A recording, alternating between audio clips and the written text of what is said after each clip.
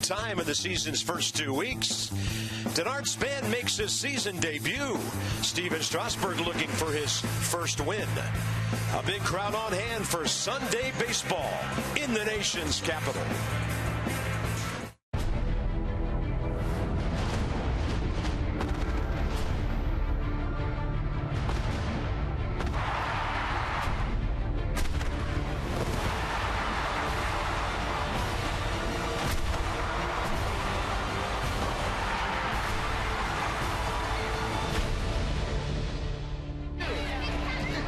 Cloudy day, things a little cooler at the ballpark today, but the kids are running the show. You'll hear them on the PA. They'll be all over the place. Teddy likes it. He likes that young constituency, and so does Abe. The Nats and the Phillies, final game of a 4-game series. The Nats have a chance to take 3 out of 4 today. And FP, whether you're playing Philadelphia or St. Louis, who's on the way, you want to have your horses, and the Nats get a big-time one in that leadoff spot back today. Yeah, Denard Span is back, and we're excited about that. Spanning will be in center field today, and you get your leadoff man back, a guy that's going to work counts. The Nats have been doing a good job lately of getting into hitting counts, and nobody better at that than Denard Span, and we're excited to see him back on the field. We're excited to see him lead this one off. And Denard was fantastic last year.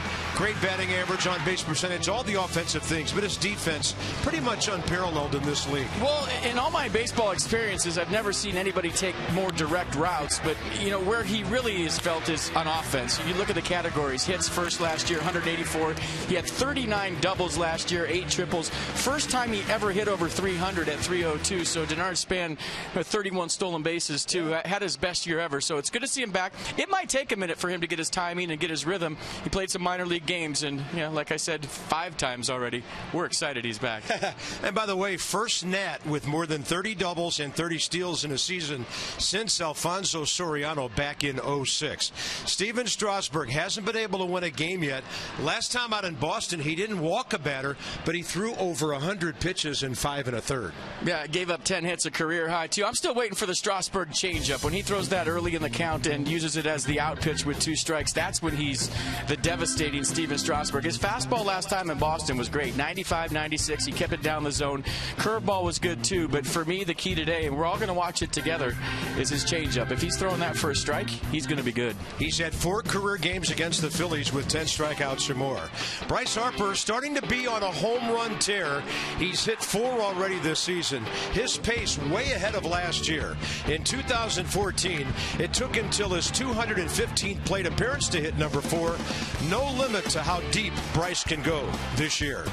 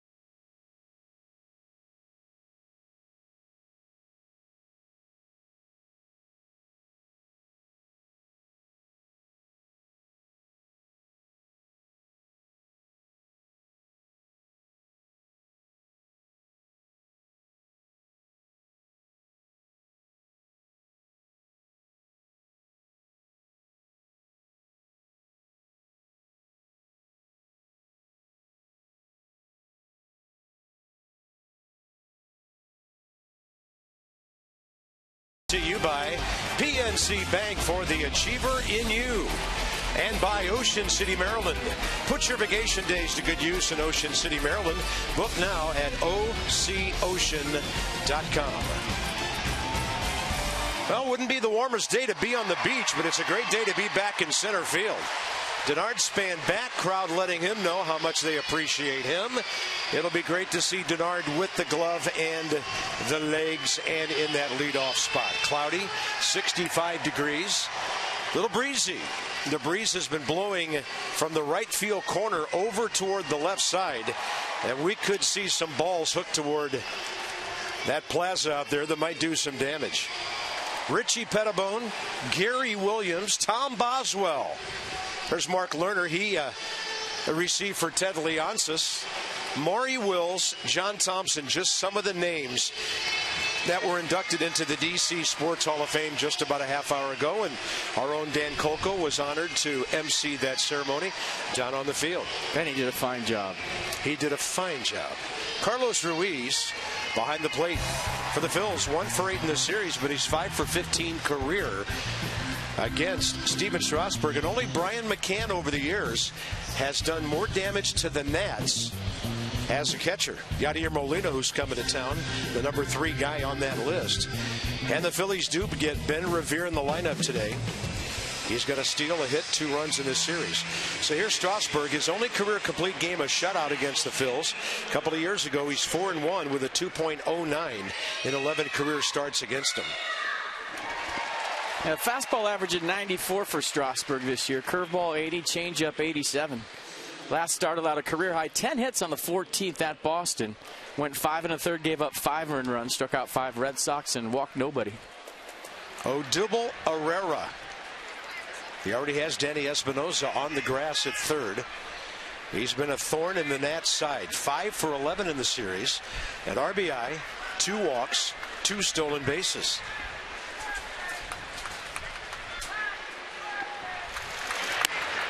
That's first pitch, 93 right in there at 137. Behind the plate, 5th-year veteran Vic Carapazza.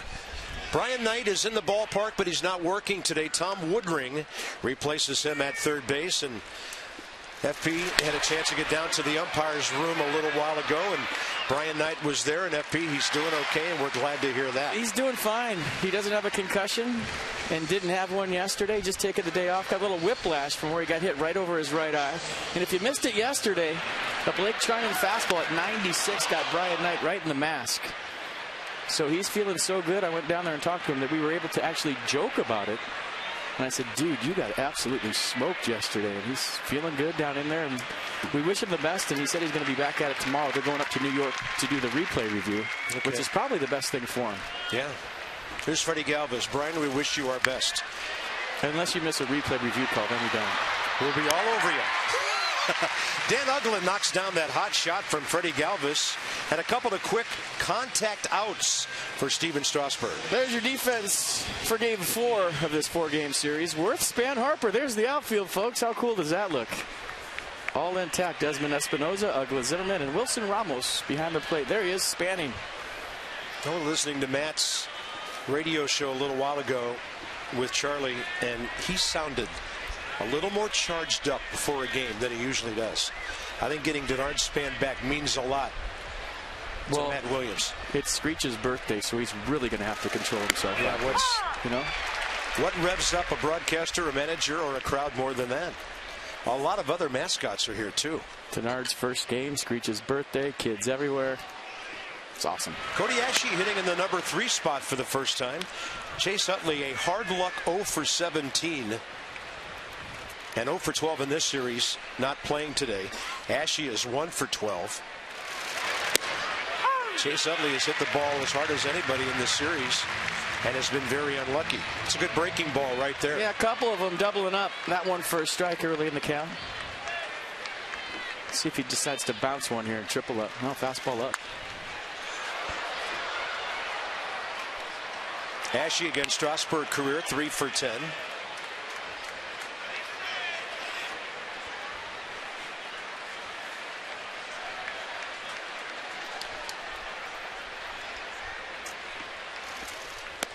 swing and a miss. There's that changeup down and away. When he gets ahead, he can be devastating with it. So for Steven Strasburg, an 8-pitch first inning.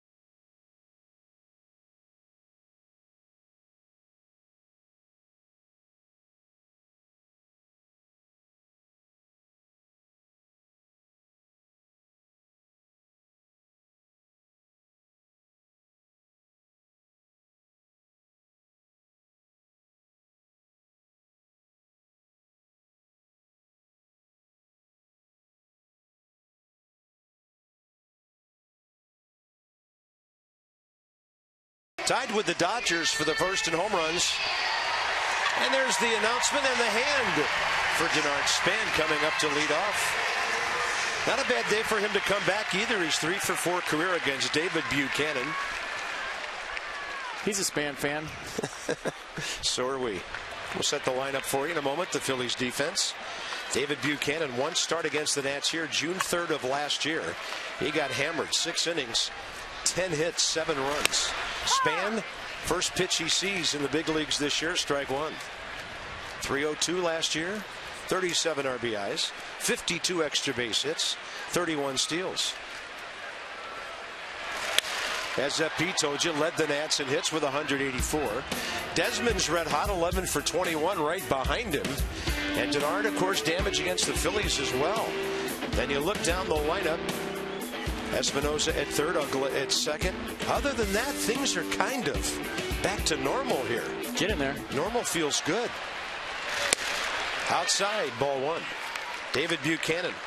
Yeah, 2-seam, 4-seam fastball averages 89. He'll cut the fastball too. Curveball 78, changeup 82. 25-year-old right-hander did not walk a batter in Florida. He didn't walk anybody in spring training until the Phillies came north to play the Pirates. And he dumps one in the dirt to get Denard Span. He was keeping the ball down throughout spring training.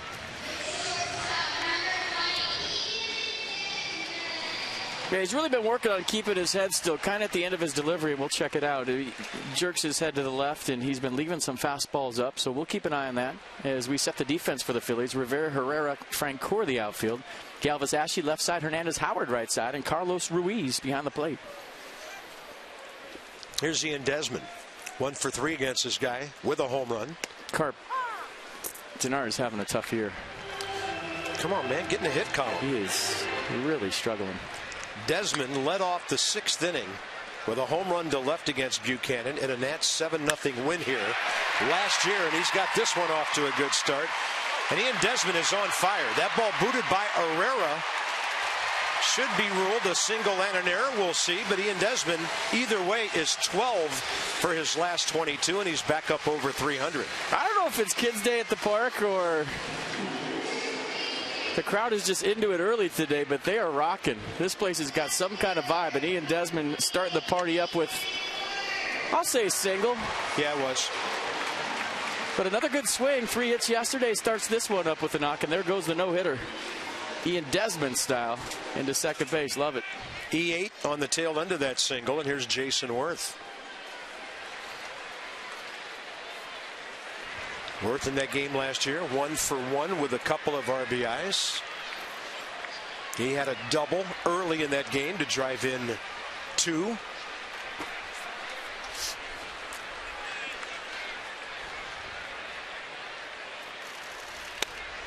Jason, first 5 games, 2 for 20. 4 strikeouts, a walk.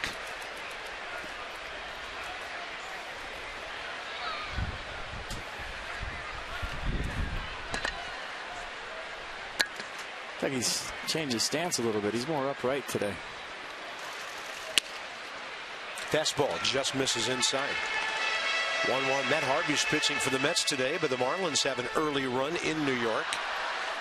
The Mets have won 7 straight. They're 9-3. 1-1 pitch.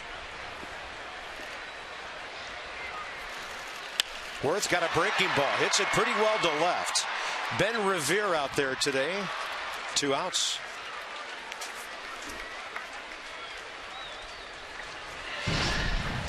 Well, if you remember yesterday, Bryce Harper got a curveball, or maybe looking at it again, a changeup. Either way, it went far. Off the top of the green wall out there. Just an easy swing, right? Not a whole lot of effort into it. Suddenly he's on a big-time home run pace here. 452 feet. We'll give you more on the pace later and some distances of the long home runs in Nationals Park history. Yeah, I think that's a little stingy, Carp. Well, that thing's about probably 450 to where it hit on the wall, and it hit about 15 feet up off the ground. They say Ian Desmond's last year here still the longest, way up under the red porch.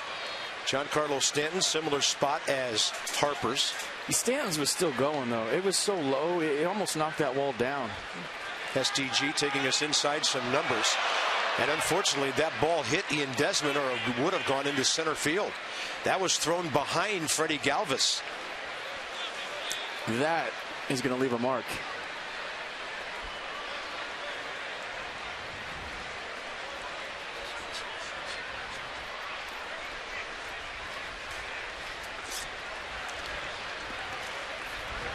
To Harper. Bryce has been on base 10 of the 12 games the Nats have played this year. He is one of the most walked hitters in the league, 9 times, 4th most in the NL.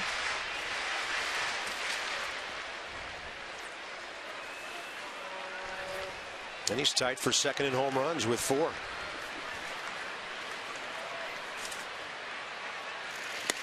Off speed. Pretty good changeup early from David Buchanan. I think he struck out Denard Span on the changeup, and watch him pull the string on this. 80 mile an hour, good arm speed, same release point, same action as his fastball. It's got to be tough to pick up. Nissan tracking it. Harper facing Buchanan for the first time. 1-2 pitch.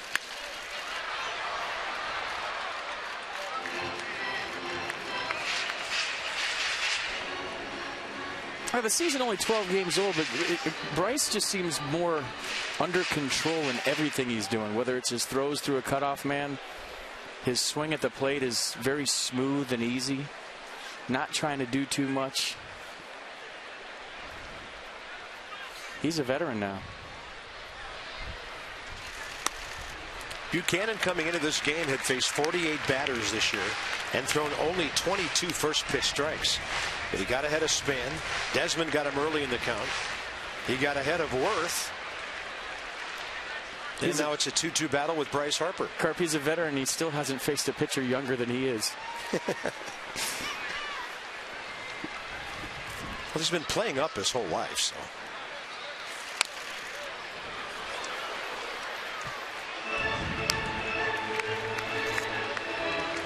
You said it yesterday in case you missed it. Chris Bryant for the Cubs. 10 months younger than Bryce Harper, or 10 months older than Bryce Harper, excuse me. Yeah. Got his first big league hit and RBI for the Cubs.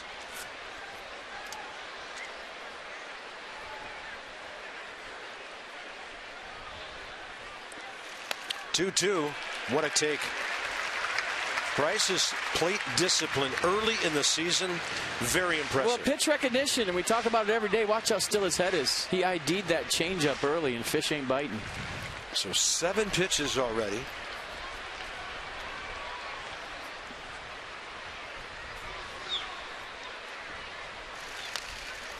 And he fights off 78 right there. Whatever happens in this at-bat with Harper, he's seen everything that David Buchanan has to offer. And so have his teammates. Yes, good point. Very good point. But for Bryce, you know, say he comes up bases loaded next time, even if he doesn't get a hit here, there's no mystery in a second at-bat. You want to see all the pitches you can your first at-bat.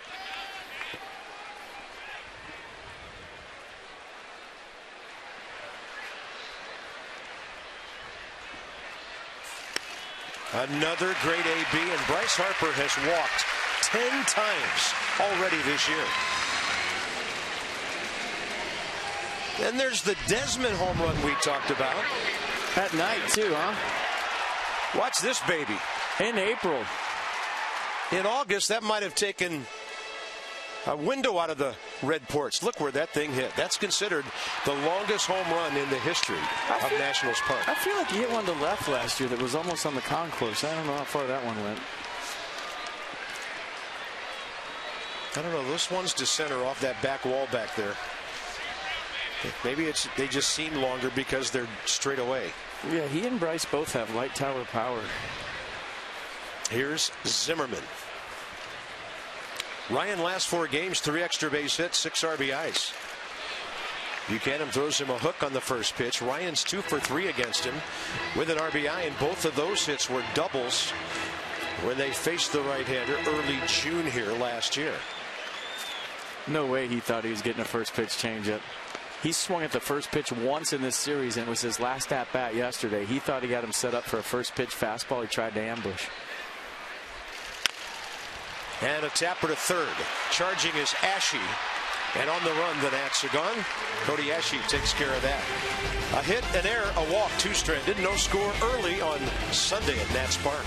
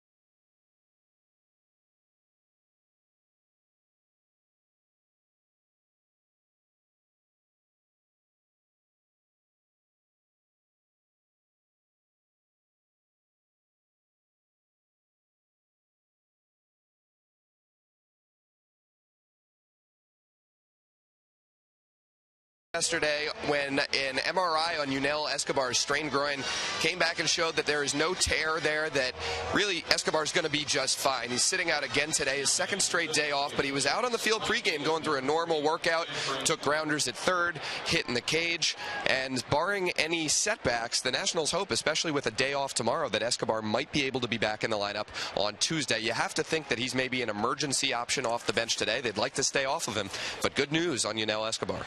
Yeah, they'd like to have him back, Dan, seeing Lance Lynn, John Lackey, and Michael Wacha in that St. Louis series. Phillies are going up hacking against Steven Strasburg today. Wilson Ramos under it, and he grabs it 4 in a row for Strasburg to start the game. And Dan's report, our Coons.com sideline report, brought to you by Coons. When you're talking cars, you're talking Coons. That was Jeff Francoeur popping up. Inside the numbers with STG. Last 8 starts against the Phillies, some no decisions, but domination. They're hitting under 200, the ERA under 1 run a game. Seldom have hit the ball out of the yard, and striking out between 11 and 12 times every 9 innings. How about Ryan Howard, 3 for 18 with 6 Ks against Steven. How about if you're the Phillies? You saw the Nats staff in Philadelphia. Then they saw Jacob deGrom and Matt Harvey. And then they come here and they see the Nats staff again. Not making them feel real good about their intra-division record this year. Yeah, there's some tough pitchers in this division. Get Jose Fernandez back in South Florida. We'll see some serious pitching on both sides of that series commencing here on Tuesday.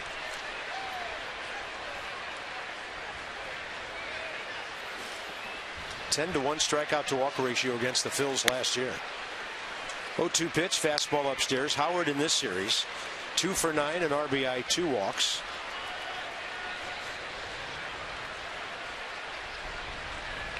Danny Espinosa, the third baseman, is in right field. Howard gets under it. Bryce Harper is under it. Breeze was moving that ball to Bryce's right. 2 down. The Washington Nationals Beltway Burger Pack is back. Thursdays and Fridays only this season. You receive a game ticket, burger, fries, and a drink starting at just $25. And Max Scherzer is digging it, folks. Yeah. Nationals.com/burgers. Can't take your size off that offer.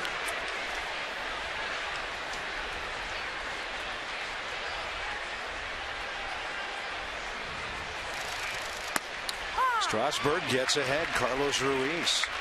Ruiz and Revere, 5 hits each. The most of anybody in the Phils lineup today. 1 for 8 in this series. Carlos played the first 2 games. Cameron Rupp yesterday. Up the middle. Strauss has it. And a little flip to Ryan Zimmerman. You know that rhythm he usually has trouble getting into early in a ball game? He's into it from the first pitch here today. He looks nice.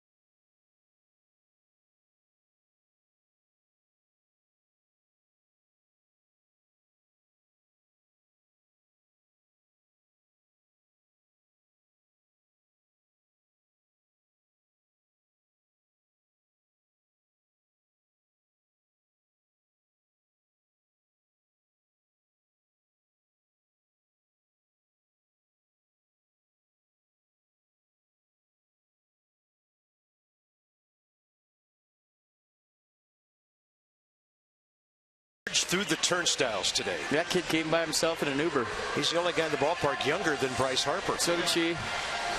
Parents are overrated. She does not want to be on camera. Well, kids love mascots. I see Slapshot from the Caps. There's a Georgetown Bulldog. I saw a VCU Ram, a Maryland Terrapin, a Blue Hen from Delaware, and of course it's Screech's birthday. And a lot of them, American University represented here, the Wizards. Screech has all of his buddies. Oh, how about that? Screech. You can't cake a kid at the ballpark? What do you get a bald eagle for his birthday? Hair? Fish? Salmon?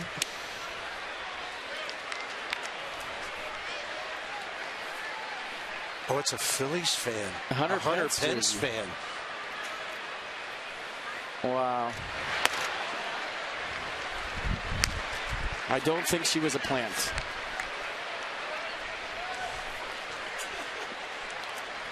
Wow. 3-0 to Ramos. Buchanan rattled after his fan took a cake from our mascot way behind the Nats catcher. Wilson 0 for 3 career against the 25-year-old right-hander from Atlanta. He went to Georgia State. Ripping on 3-0, base hit, Wilson Ramos.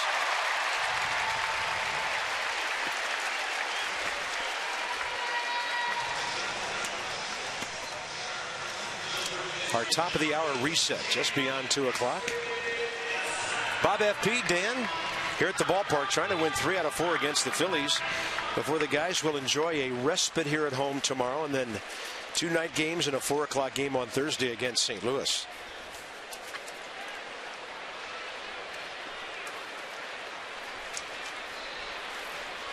Danny 1 for 3 yesterday, but he lined out hard twice with a walk. Espinosa goes the other way and hits it with authority, but then Revere, great speed to be back and facing the infield when he grabs that one. When the Nats win, everyone wins all season long. When the Nationals win and score 7 or more runs, you get 50% off regular menu prices. Online orders at papajohns.com by entering promo code Nats50. Better ingredients, better pizza. Papa John's, official pizza of your Washington Nationals. Another good swing by Espinosa.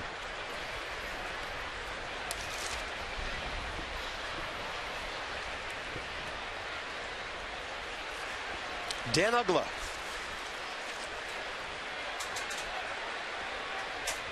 Go for 5 with a walk in the series. Facing Buchanan for the first time, strike 1.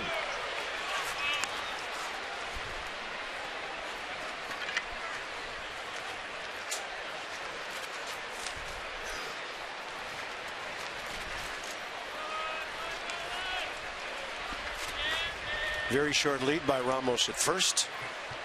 They play Dan to pull, big gap in right center. 77 on the breaking ball low.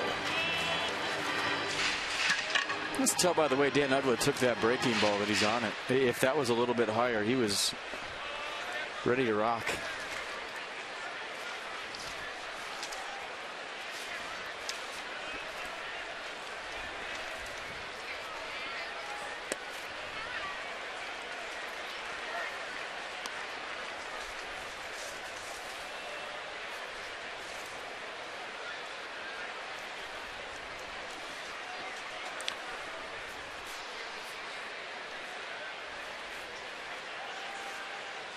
A lot of room on the right side of the infield, but Uggla doesn't hit a lot of other side ground balls. He's usually a dead pull guy. That's a dead hook foul.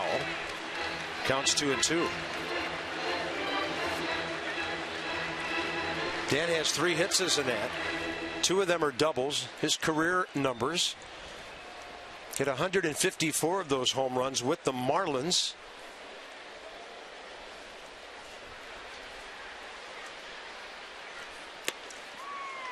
Good take on a close pitch. Counts full. Boy, Buchanan wanted that one. Did you see his body language after?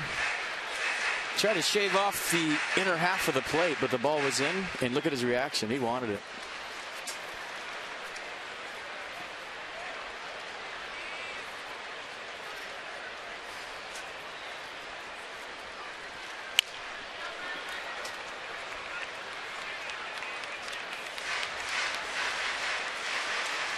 Doesn't it seem like most of Dan Uggla's at-bats are 3-2? Yeah, he's drawn a walk, 7 Ks, but a lot of long counts and some bad luck hitting the ball pretty hard. 3-2, waited for the breaking ball. Still out ahead.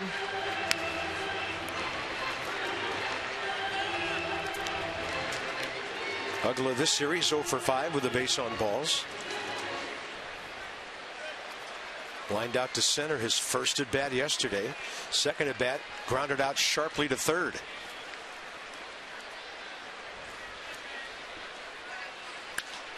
Got jammed on that one and still hits it pretty well into the left field corner, and Revere unable to get it as the ball hits right in foul ground in that triangle.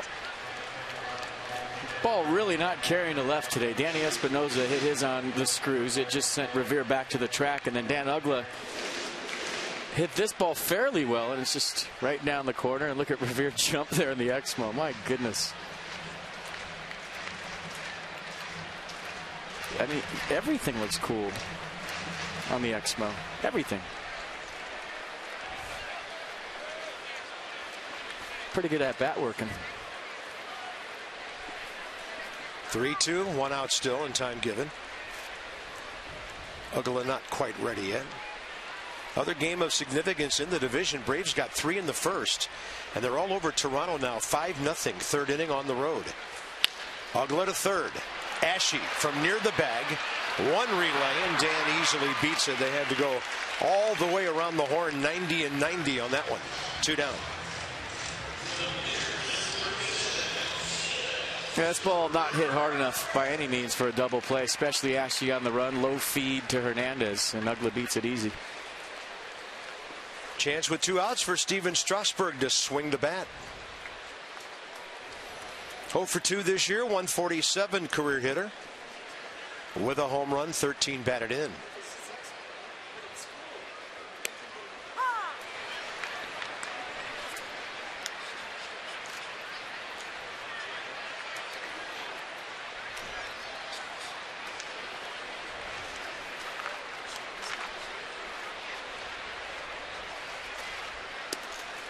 Carp, if you showed the whole game in Exmo, how long do you think it would take?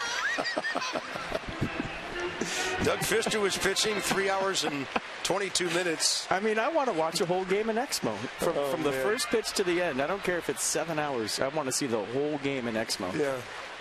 I don't think I'd want to hear the announcers moaning for 7 hours. That's what that would sound like. They'd be speaking in tongues doing a baseball game, but I think the video would be fascinating. He's the opposite of Exmo. Yeah. Exmo doesn't work when he's pitching.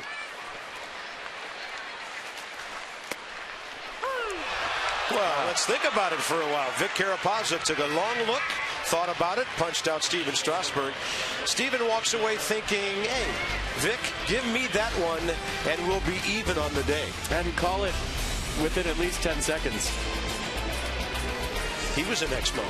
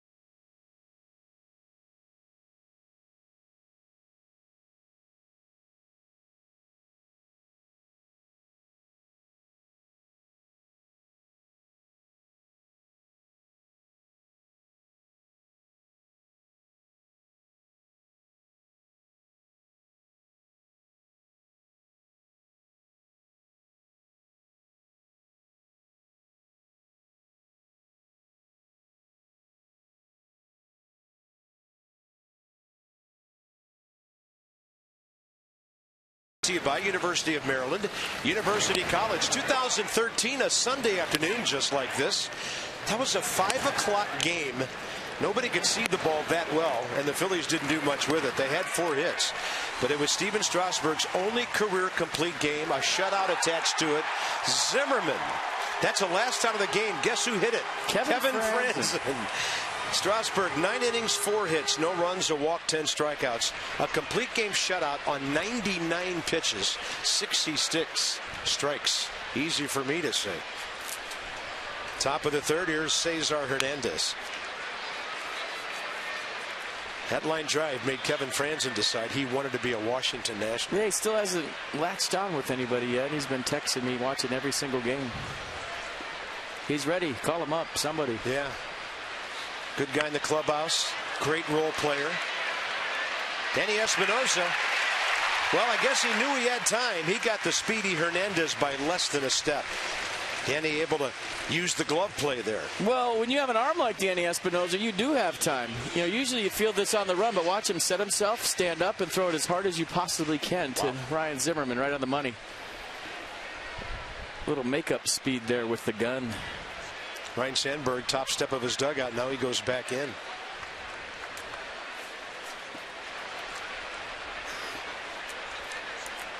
I like the thing where the manager doesn't have to come all the way out anymore.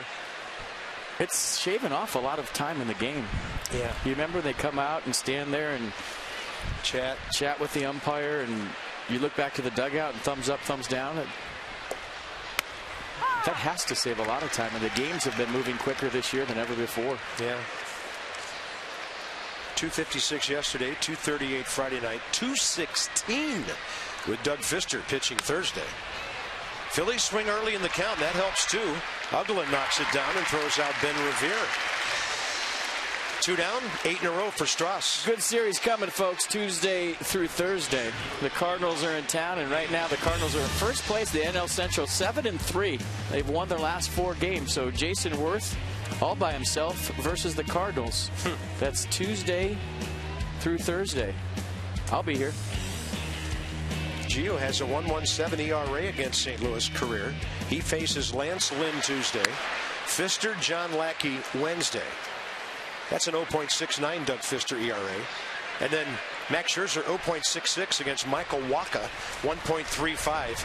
That'll be a real picnic for hitters at 4 o'clock Thursday afternoon. Here comes Harper or Span. Denard's got it, and that is a 6-pitch inning. Strasburg's innings, 8 pitches, 7, and now 6. Here comes Denard.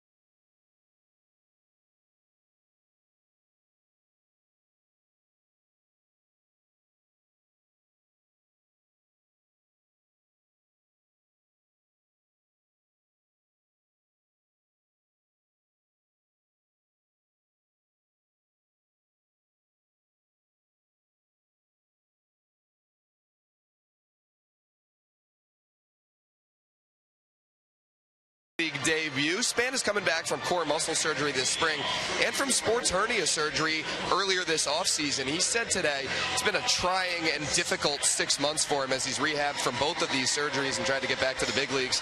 But then the way that he was able to get back so quickly is that he took his rehab seriously and didn't cut any corners from day one. He feels that's why he's been able to get back to the big leagues as soon as he had. I had someone tell me, guys, when Span had his core muscle surgery this spring, the Nats weren't expecting him back until June. Here it is. They've played just 12 games to this point. We're still in April, and he's back at the big leagues and feeling good.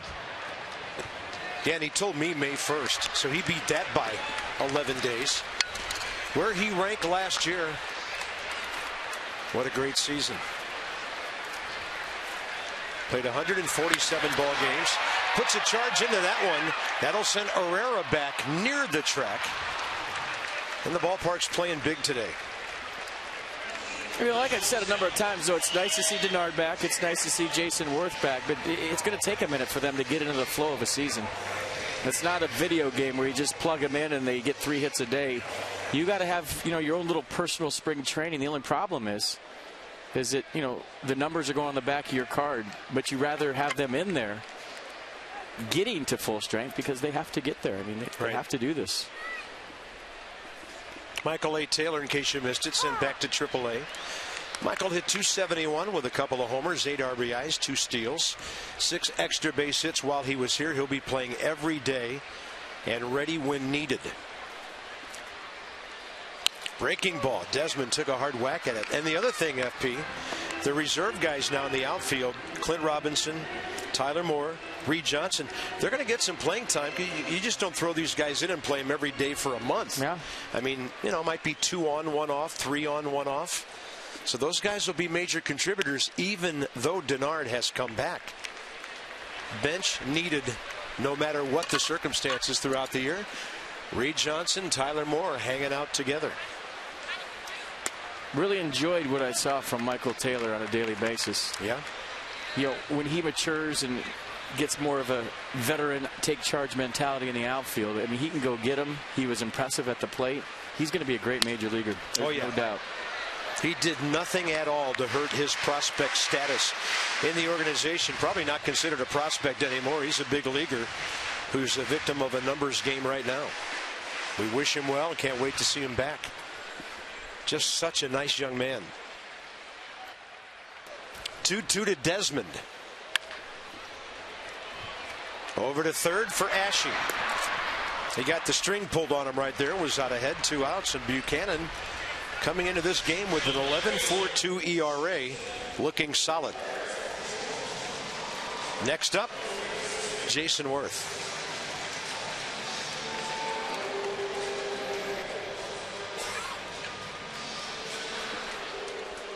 Phillies 07 through 2010. Sure seems like he was there, from our standpoint, longer than 4 years. That was 4 years of grief for our ball club. Did not play for the Dodgers in 06, coming off of left wrist surgery. Phillies got him, and along with Howard, Utley, Rollins, and that great core they had up there, Ibanez, and all the pitching, the rest was history in Philadelphia.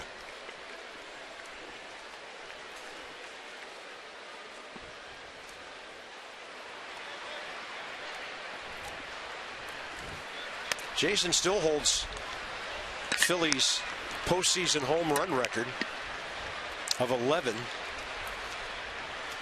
That's weird. I don't even think of him as a Philly anymore. He's done so much here. That just as of this year, like now, happened to me. As of this year, he's here longer than he was there. Yeah, you're right.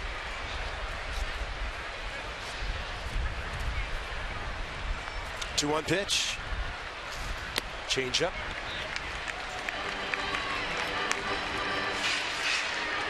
When he revs it up, this middle of the lineup will really be something. Harper's off to a good start. And when Ryan Zimmerman starts hit collecting more,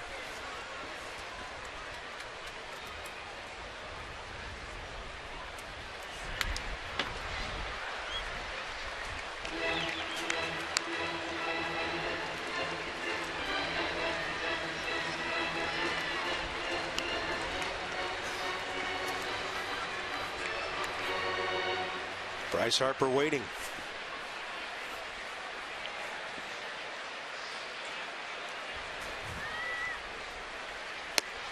A good 2-out at bat. Worth not trying to make too much happen.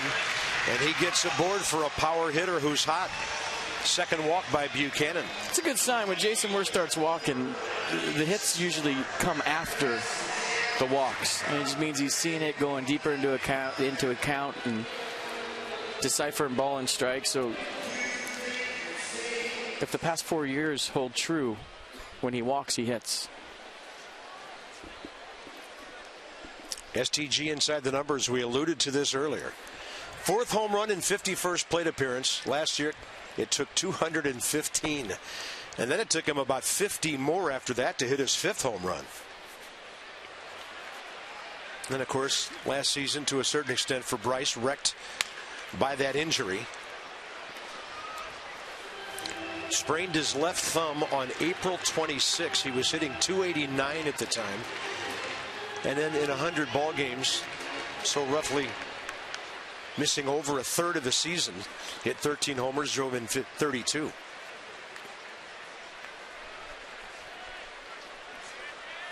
22 and 59 his rookie year, still his career highs. He went 20 and 58 the next year with the face plant at Dodger Stadium and all the other things that went wrong for Bryce. So a healthy Harper could be huge. Little cut fastball right here from Buchanan. 88 miles an hour, just gets the front corner. Yeah, Nissan tracking it. Bryce in this series 3 for 6. 2 homers, 4 RBIs, 6 walks, including one already today.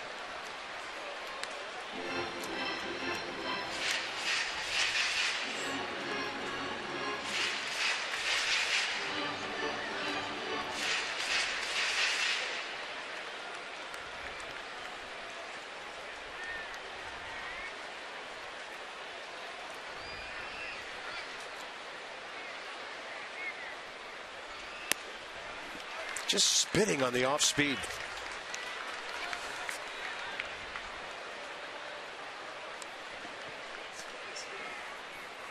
Big gap right center. Wind blowing in hard from right.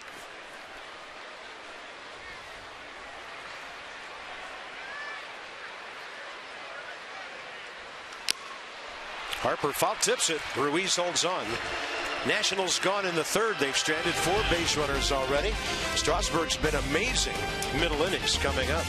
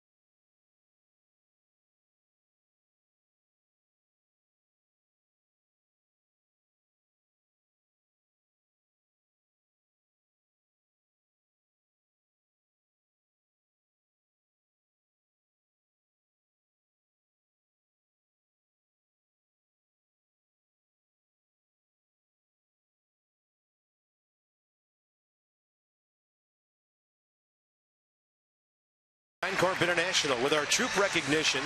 DynCorp International. We serve today for a better tomorrow. It's always great that our players show their appreciation as well.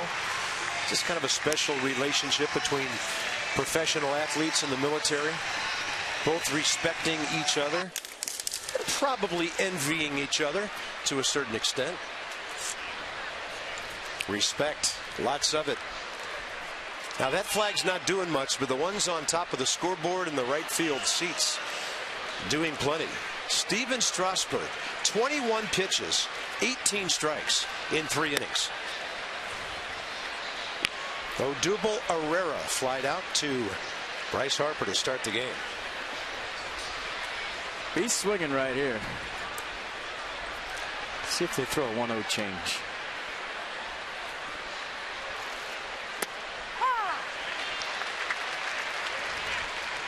Perfectly placed heater. Yeah, 93 tail.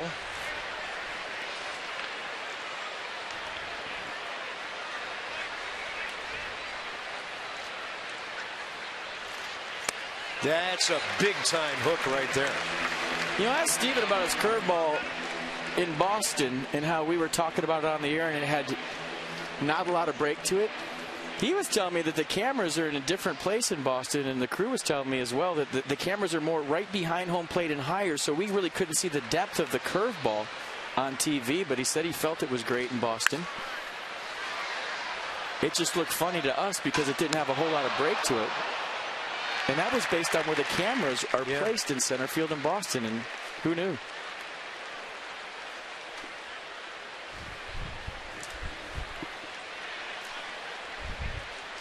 1 ball, 2 strikes.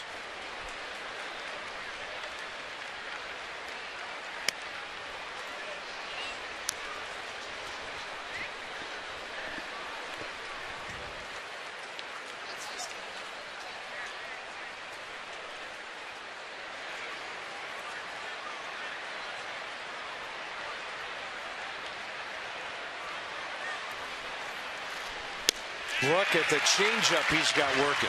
He's got the curveball. He's got the change. He's locating his fastball so far. Yeah, the changeup's been good as the out pitch. But we're going to show you where the camera was in Boston his last start. And we were speculating he was just pitching with the fastball. So look at where the camera is, right behind him, right? So you're not really seeing a whole lot of break on that curveball. That's right in the center. This one a little off center. Look at the difference. You can see all the break on that curveball. So you just get off to the side a little bit, and I think it gives you a better perspective of what the pitch is really doing. Here's Freddie Galvis. Well done, guys. Galvis, a bouncer to Uggla first time. Sharply hit. Count goes 2-0. Yeah, I said the changeup was key in the open today for Strasburg, and it's been good. Real good. He's throwing all 3 for strikes right now, attacking. He gets the high strike at 93.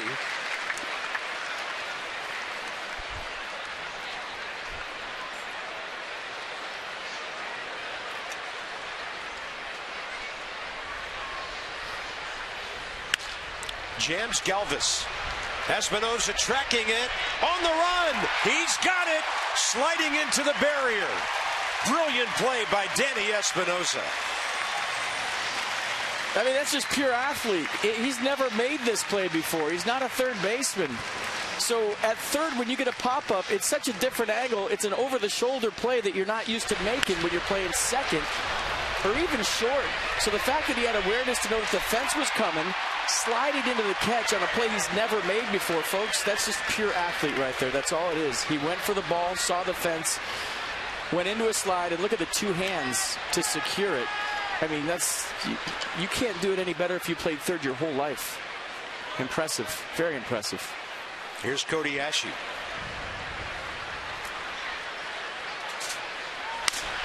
He pops it up on the first pitch. Espinosa makes this call, and Zimmerman collides with him, and Ryan's got it. And you hope Danny didn't get the wind knocked out of him there.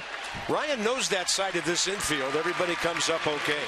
That was trouble from the minute it was hit. That's an 11-pitch inning. Strasburg 32 pitches in 4, and look out here.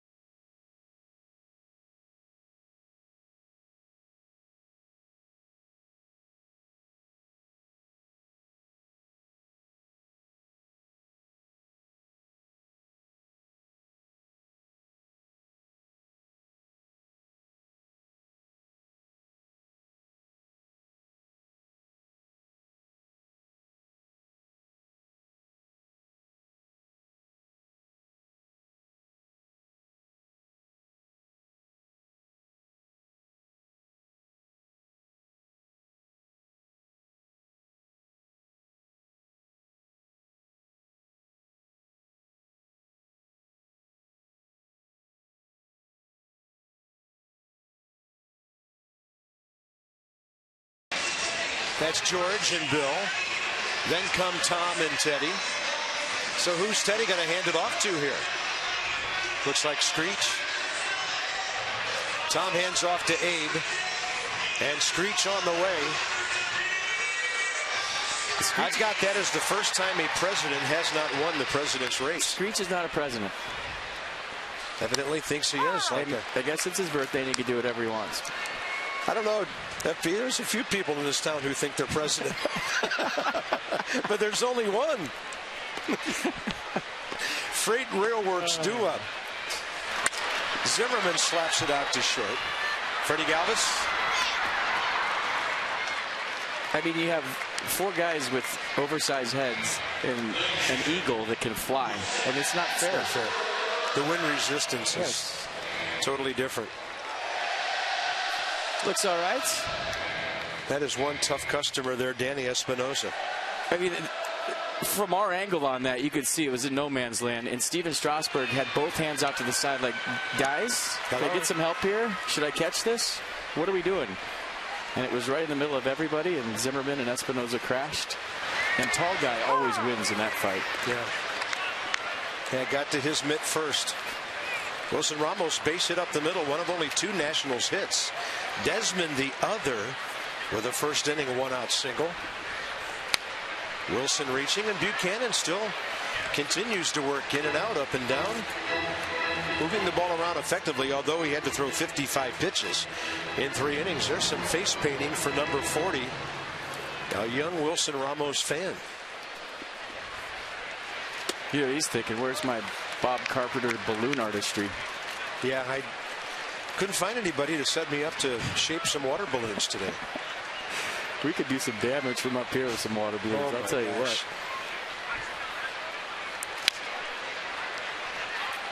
Our buddies right below us who do the NATS, Nats woo thing when we score. It could be Nats. I'm wet. Right below us. There we are. Hello. It's way up there. On the inside edge, strikeout number 4 for David Buchanan. Let's go after that last out. Cody actually hits a high pop-up at no man's land, and these could be dangerous. Watch Steven Strasburg in the middle. Watch him put his arms out. Like, who's got it? Anybody? Who's got it? I don't think he saw it. And then Ryan went all the way over to third base, and they're both going for it. And where did it get Espinosa? Right in the chest with Zimmerman's right shoulder.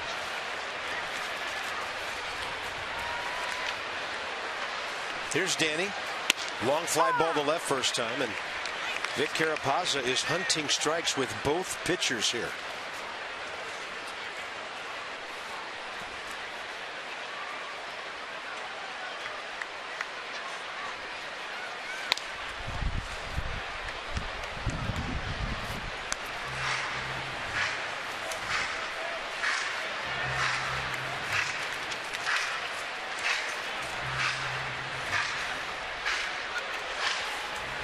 You know what David Buchanan's reminding me of right now is Rafael Martin. He's just playing catch, moving it around, mixing it up, not really overthrowing anything, but just having a catch with Carlos Ruiz. Let's him look at the changeup on 0-2.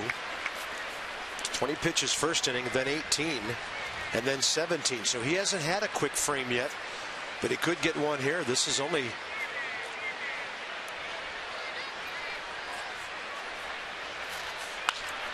10 or so pitches this inning. So that's Espinosa out to left for Ben Revere.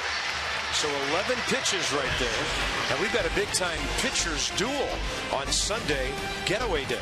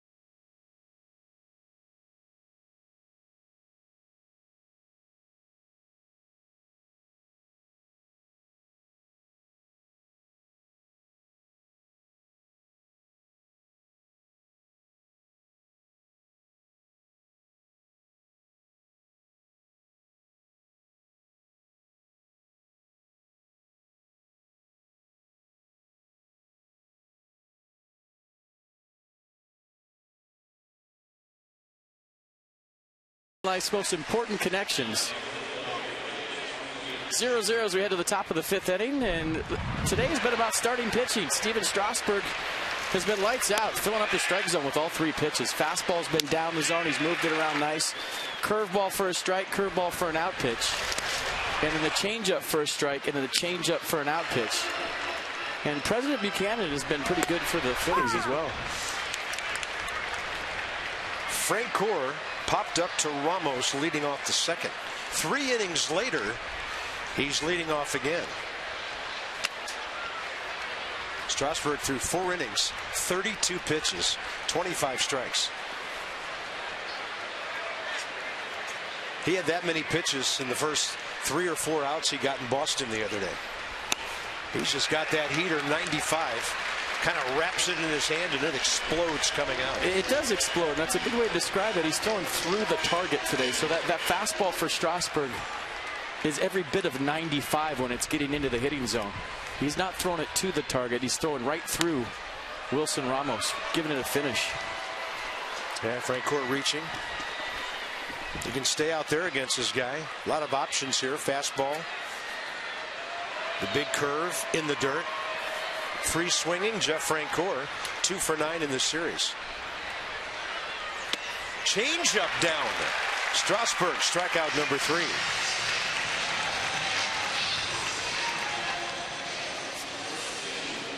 And the wipeout changeup is so there today for Steven Strasburg. Look at that, 87 miles an hour, the bottom dropping out. You see the release and him pronating his arm to get that downward motion at the end. So you notice it right from the get-go. It usually takes him 3 or 4 innings to get into his groove and be real slow and get his release point out front. But you see the change-up grip right there. It looks like he's holding a Titleist. His hand is so big. Here's Ryan Howard. Fly ball to right first time. Shift is on.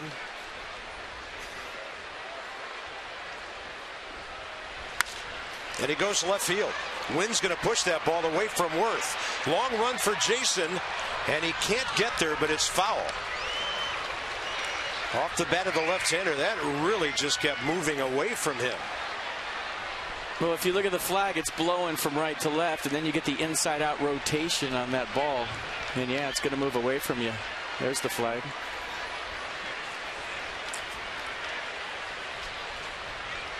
And Jason's showing you how close it was to being fair. Foul by that much.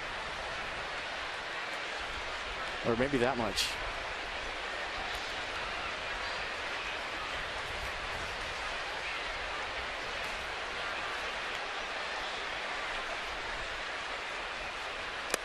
There's that wicked curveball. And the umpire, home plate umpire, says he swung.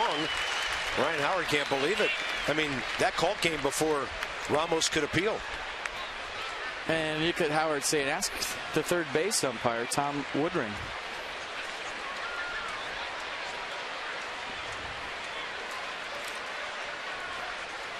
No balls, 2 strikes. Another changeup. 2 Ks in a row. Steven Strasburg has retired the first 14 batters. This is just not fair for Phillies hitters right now. I mean, throwing strikes when he wants to with every pitch, throwing balls when he wants to with every pitch. We said the other day with Max Scherzer, like you thought he was a power guy when you didn't see him a whole lot. You watch him pitch 3 times this year, and he's a pitcher. He knows how to pitch. He throws anything at any time. Maybe Steven Strasburg will watch Max Scherzer start because he's throwing any pitch at any time, and he is some kind of pitching right now. And he just bolts 94 up and in on Carlos Ruiz, who hit a comebacker first time up.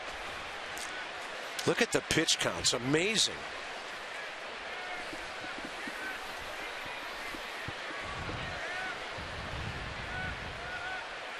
Changeup. Hit to left. And the Phillies get their first base hit. Strasburg goes 4 2/3 before the perfect game and the no-hitter are broken up. Well, he had the stuff to do it today, and I was starting to think it. But now after 4 2/3, he goes into the stretch for the first time, and the mechanics out of the windup have been sound. And pitchers will tell you, if they get to the stretch late, sometimes it affects them. And that's Carlos Ruiz, 6 for 17 career against Strasburg, more hits than any other Phil. Outside to Cesar Hernandez. He hit that little dribbler down the third baseline first time. Danny Espinosa threw him out. He's on the grass now.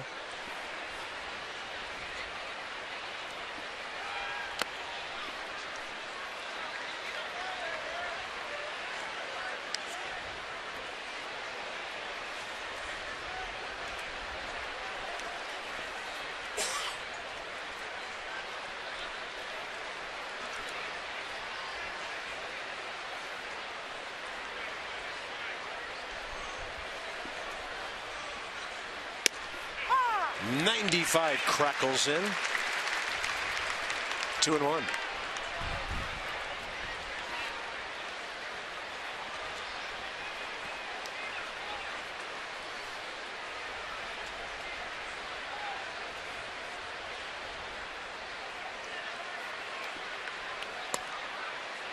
Then he goes 3-1.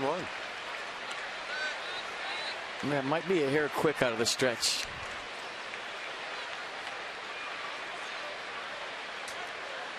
And he hasn't been there.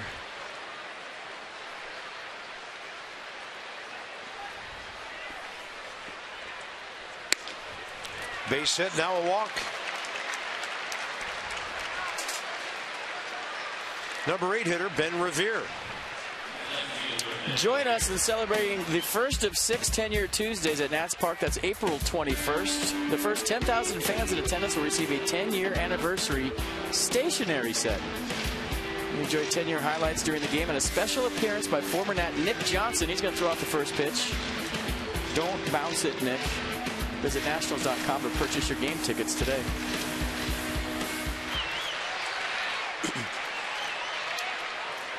Ben Revere pulled it on the ground to Dan Uggla, first time up.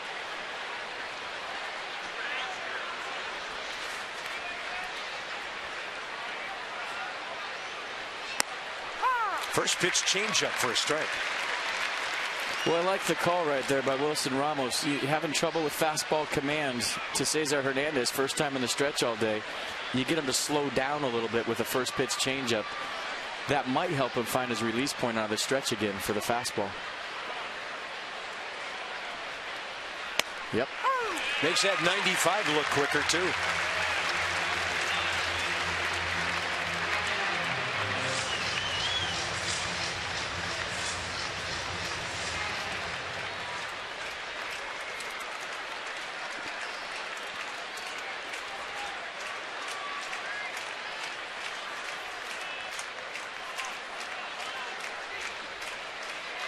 And the 0-2 pitch, one hopper to Ian Desmond.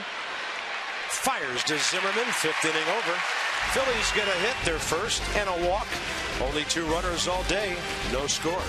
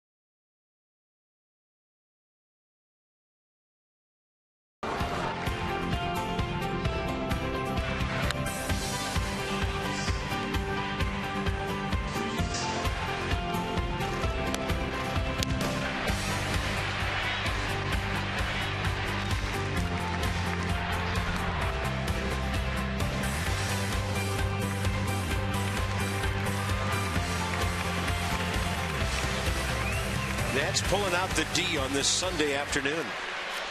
How about some offense? Ugla, Strasburg, Span here. Bottom of the 5th inning, Dan Ugla. 5-4 fielder's choice ground ball, first time up. 68th pitch of the day, 46th strike for David Buchanan, who has a big league record of 6-10 in 22 starts.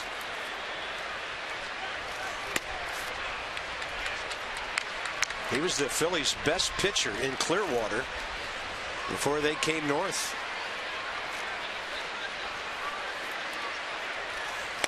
Keeping the ball down like he did in Florida.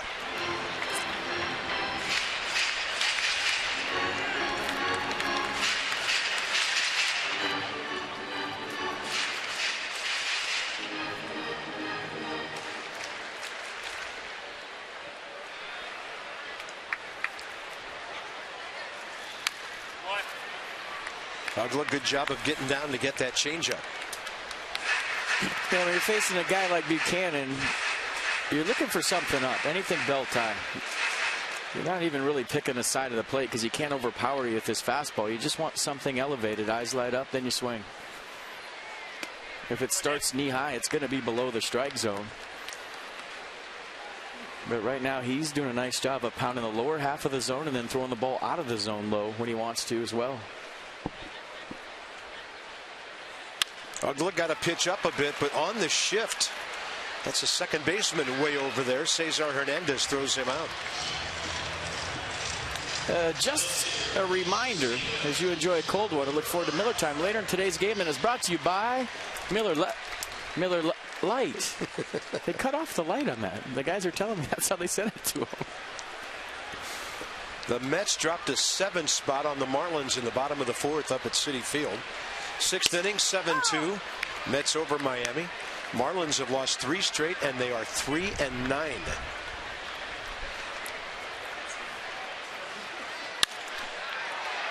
Strasburg sharply hit. Hernandez throws out another runner. Up to Denard Span to get something rolling with 2 outs here in the 5th. Nats don't have a hit since Ramos led off the 2nd with a single. So the 3 St. Louis games, we told you the pitching matchups are good ones. And then it's on to Miami. The Nats will be there. They'll be in Atlanta. They'll be in New York on the next road trip. And Johnny and Ray, 30 minutes before and after every one of our Masson games, or Masson 2. That's a 2-suitcaser. Yeah.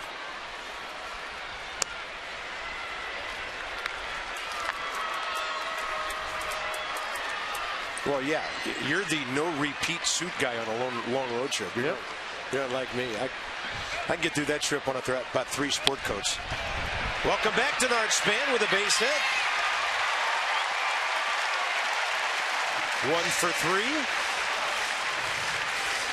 He's aboard with 2 outs. Well, he hit the ball well to center field his last time up, left center field to be exact, and then he just reaches out and touches this one for his first knock of the 2015 season. Welcome back, Denard Span. Staying on that changeup, nice. You see how he stayed through it? Knee to ground almost. It gives you an idea how that ball's really not getting there, but Span digging this one out off the end, perfectly placed. Check it in. Don't know how much running he'll do early. Phillies throw over. Buchanan's quick to the plate. When he has a plus runner on first base, he can be very quick to home. Carlos Ruiz last year threw out 22% of opposing base runners. Span holding. Don't want to necessarily take the bat out of a hot hitter's hands either. Ian Desmond in this series, 7 for 15, on base 8 times. He's 12 for his last 23. Steps in, batting .306. Span, by the way, 141 career stolen bases. He's only been caught 41 times.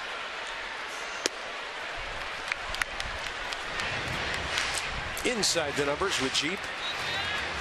So when he scores 1 run, the Nats are well over 500. When he scores 2 or more, they're dominant. When he scores 3, they're 900-0. When he scores 3, the other team just walks off. Yep, they quit. Desmond rips it. Fair ball. If it gets into the corner, there's a chance. Span around third. Bob Henley sends him. He'll score without a play.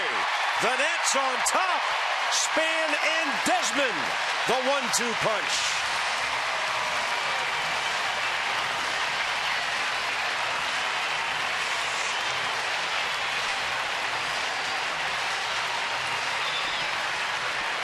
Well, 2-out lightning for the Nationals. 2 out, nobody on. Denard Span lofted one into right for his first hit. Then Ian Desmond smoking one down the left field line.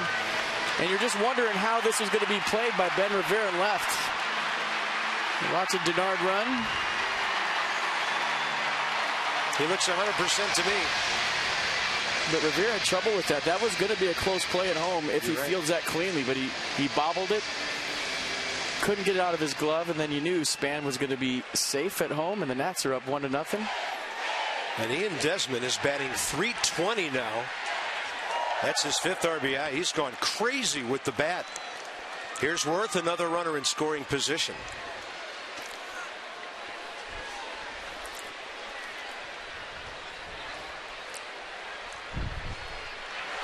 Ian Desmond's life has changed with the bat since Matt Williams put him up in that number 2 spot last week. He put him in there to sandwich him between eventually Denard Span and Jason Worth, so he had some protection in front, get some fastballs if Span gets on, and have your number 3 hitter hitting behind him. That was the thought process. Yeah, Ian batting mostly 5th and 6th the last couple of seasons.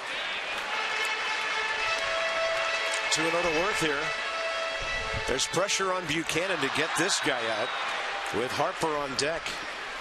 Jason walked last time, taking what the game gave him.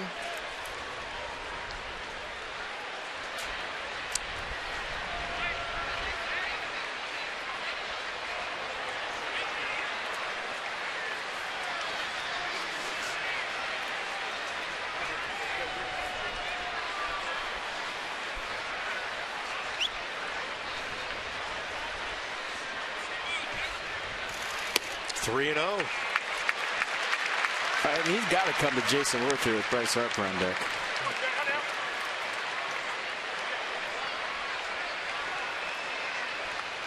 I don't know that Jason's in 3-0 green light mode yet. Let's see. Might be the best pitch he sees, though. Yeah, he was ripping. He was way out ahead. That was a changeup. 3-0 changeup.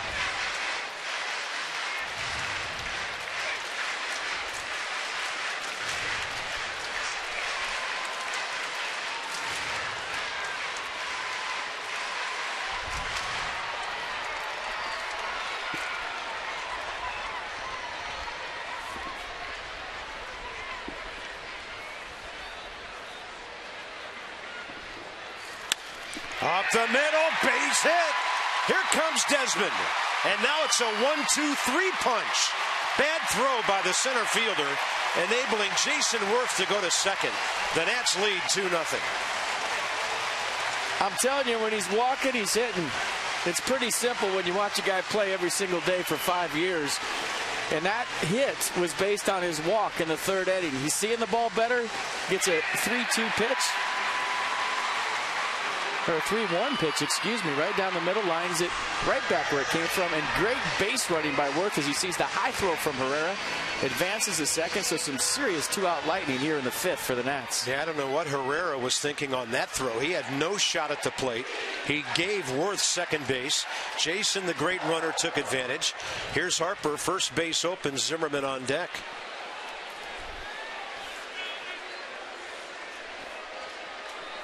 The only thing about Worth getting to second base, and it was a great read, is now you're wondering if Bryce Harper is going to get a chance to hit. Yeah, Bob McClure will be to the mound. They'll start talking about that. Nobody throwing yet in the Phillies bullpen. They're stirring out there. Buchanan, I mentioned his pitch count early. 55 through 3, 67 pitches through 4, and he's at 85 with 2 outs here in the 5th. And he got the first 2 guys, Ugla and Strasburg, on grounders.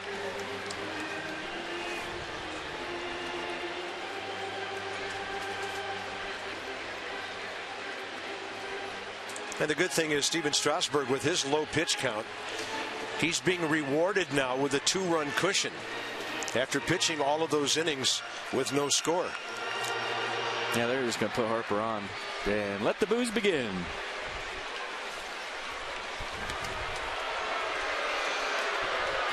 Bryce Harper will walk for the second time today and the 11th time this year.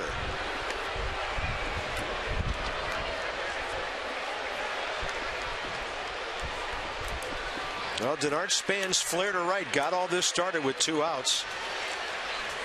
The Desmond hard hit double down the line. The Worth clean single up the middle.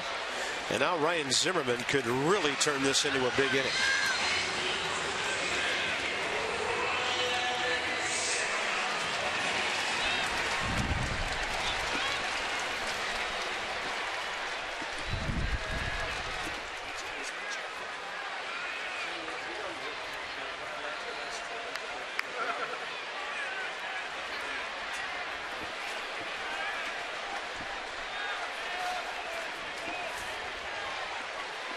Zimmerman has pulled it on the ground twice, third and short.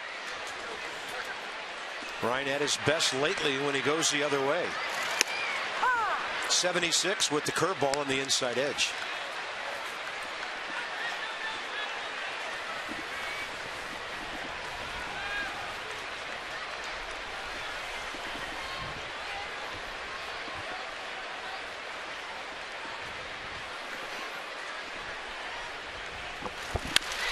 To right. It's hanging up. Long way to go for Frank Core. Can't get there. Worth scores. Harper comes around the bag and holds. The Nats lead 3-0 as Ryan Zimmerman delivers his 7th RBI in his last 5 games. You never see Ryan Zimmerman do anything as far as kind of the emotion thing, but he did the same thing that Ian Desmond did when he got into second base.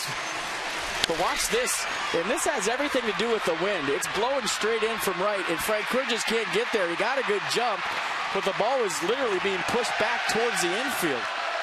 So it short hops his glove, and you were wondering if Bob Henley was going to send Bryce Harper. Bryce had a head of steam coming around third.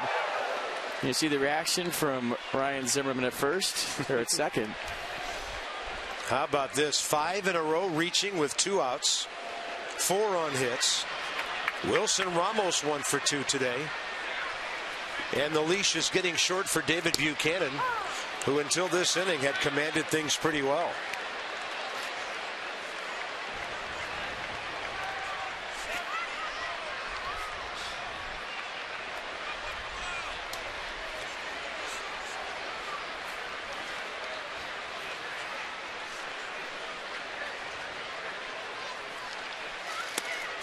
Change up. Right-hander getting ready out there in left field. You know what this inning feels like? Last year. Yeah. Span, Desmond, Worth, Harper, Zimmerman. It's getting back to normal, folks. Like I said before, normal is good. Yeah, around here it is. 2 more runners in scoring position. Ramos has driven in 8. Ryan Zimmerman makes it to 10 RBIs on that flare. So a lot of things have changed since our last top of the hour recess. Strasburg's actually given up a hit, and the Nats have put 3 on the board here in the 5th inning.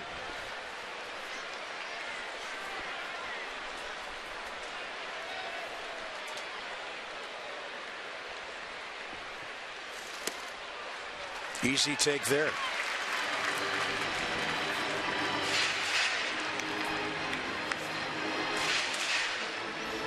This might be a situation where it's really good to have Danny Espinosa swinging left-handed. They got a right-hander warming up. If Buchanan loses Ramos and they bring in a right-hander, Danny Espinosa will be ready. Ramos, the 8th Nat to bat in this inning.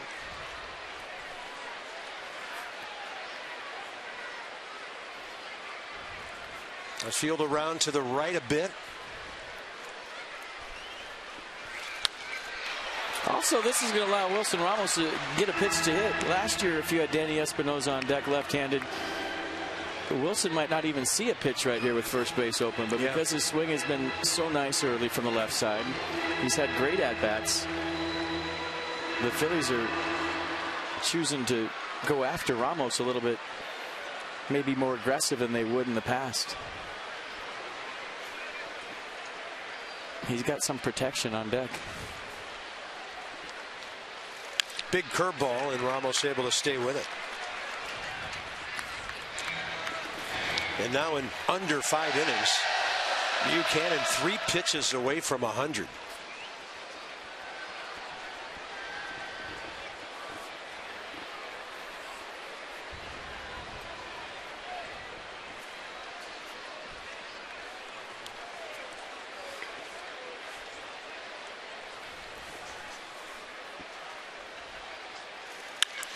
Fastball came running back. Backhand pick. Freddie Galvis. Wow. Ramos out by a step at first. The Nats almost led 4-0. Ramos killing the ball. Denard got it started. Hey, sometimes you're the leadoff guy. Sometimes you get it done with 2 outs. There's love in the dugout either way.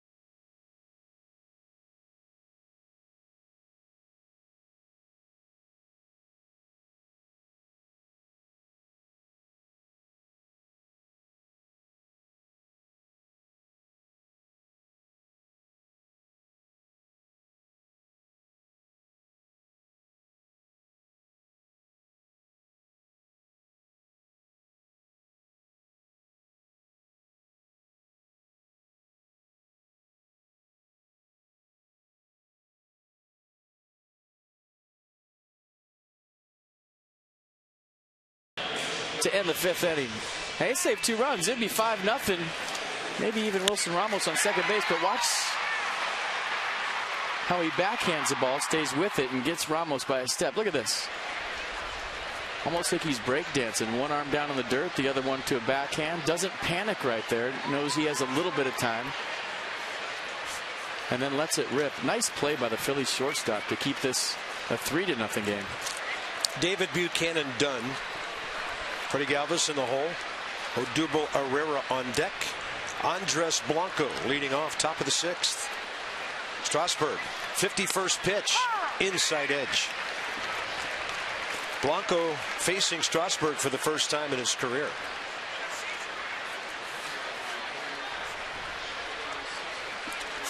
"31-year-old utility man, switch hitter from Yadama, Venezuela. And the Phillies box with David Buchanan batting once. 1 hit, 2-out single, clean single to left by Carlos Ruiz. The walk to Hernandez, and then Ben Revere out via Ian Desmond. Strike 2. So Buchanan went 5, gave up 6 hits, 3 runs, walked 3, 1 intentional, 4 strikeouts, 98 pitches, 63 strikes.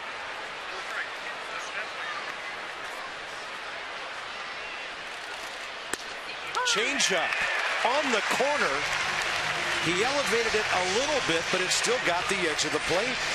Strikeout number 5. Yeah, usually the changeup with 2 strikes is kind of the wipeout variety, down the dirt with split action. This one he just simply throws for a strike. Might have got a break, but a good frame by Ramos on a pitch, I think, out of the zone to get strike 3. Top of the order, Odubel Herrera. Ran out but forgot to bunt. He had Danny Espinosa cruising in from third.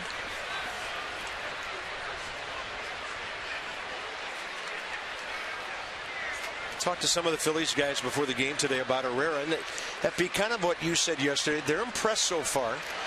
It'll take a time or two around the league to see how he handles different kinds of pitching because he is so aggressive. 2 outs. for the Achiever and You, PNC Bank, with our minor league report, and it's Matt Skoll. Nats took him in the 5th round back in 2011 out of Georgia Tech, third baseman there. Last 5 games. Look at the power. 5 RBIs on 4 hits, and he drove in 68 last year. Max Skoll is 25. He's 6'4", 223, born in Woodstock, Georgia. We liked his approach in spring training. Yeah. It's got some oppo pop. It's Freddie Galvis.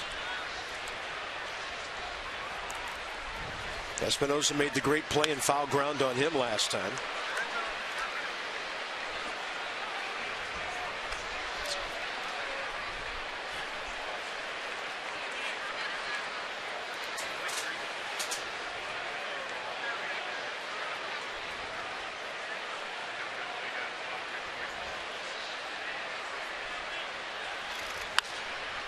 .94 on the challenge fastball.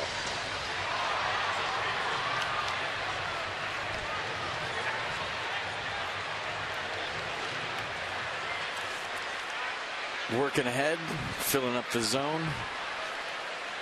All 3 pitches for strikes.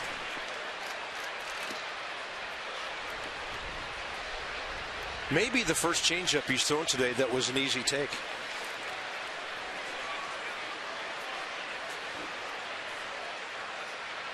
Bob Henley watching, Mark Wiedemeyer over there. On your left, then Randy Knorr and Matt Williams, Steve McCaddy. They're enjoying what they're seeing.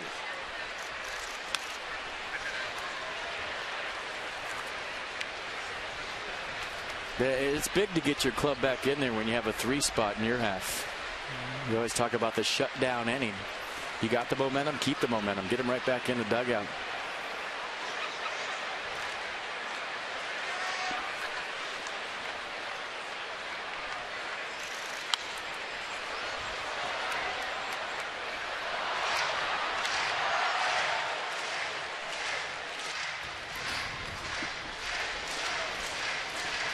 Nissan tracks the at-bat of Freddie Galvis, who came in hitting .317.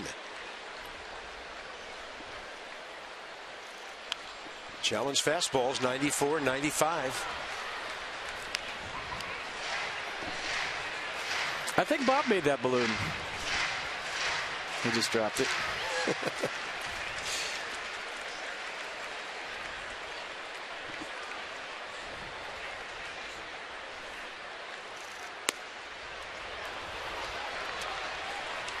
Three and 2.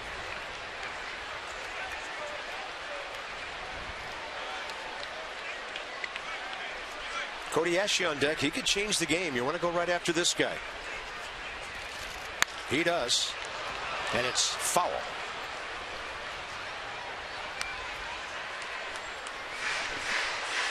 Freddie Galvis is a tough out. He's become one. Still young. Been in the Phillies organization for 9 years. He's about to face his 10th pitch of this at bat. 25 years of age, from Venezuela.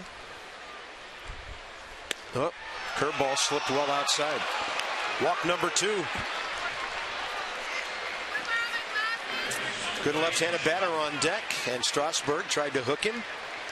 Cody Ashe has struck out and popped up to Zimmerman.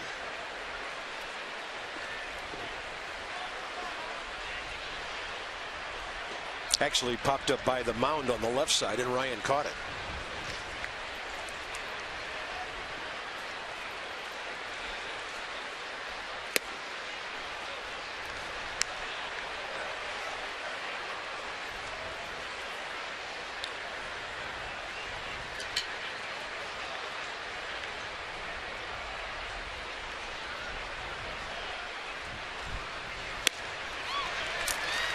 He's just confident throwing that changeup anytime. Yeah, behind the count.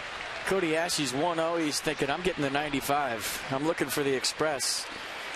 And it just gets back to my point about how he's pitching today. A 1-0 changeup. And Ashe way out in front.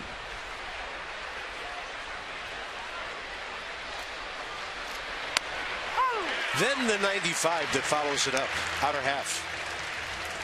just looks so under control.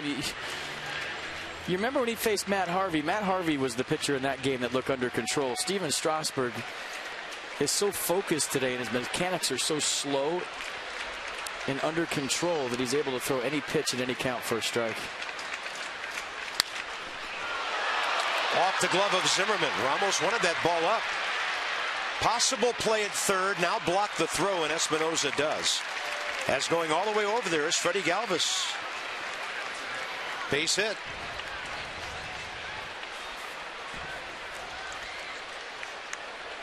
Now Frank Core with 2 outs. Cody Ashley's been a tough out. He started the day hitting .361, 9th in the league. Do or die, huh? Yeah, that doesn't show how hard that ball was hit. He really didn't have a whole lot of time to get his glove down. That ball was crushed. Yeah, you're coming off the bag holding the runner. Frank Core pop up to the catcher, swinging strikeout. Suddenly represents the tying run.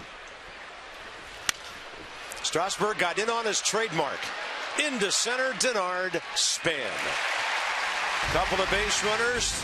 Nothing doing for the Phils against Strasburg, who's been outstanding through 6.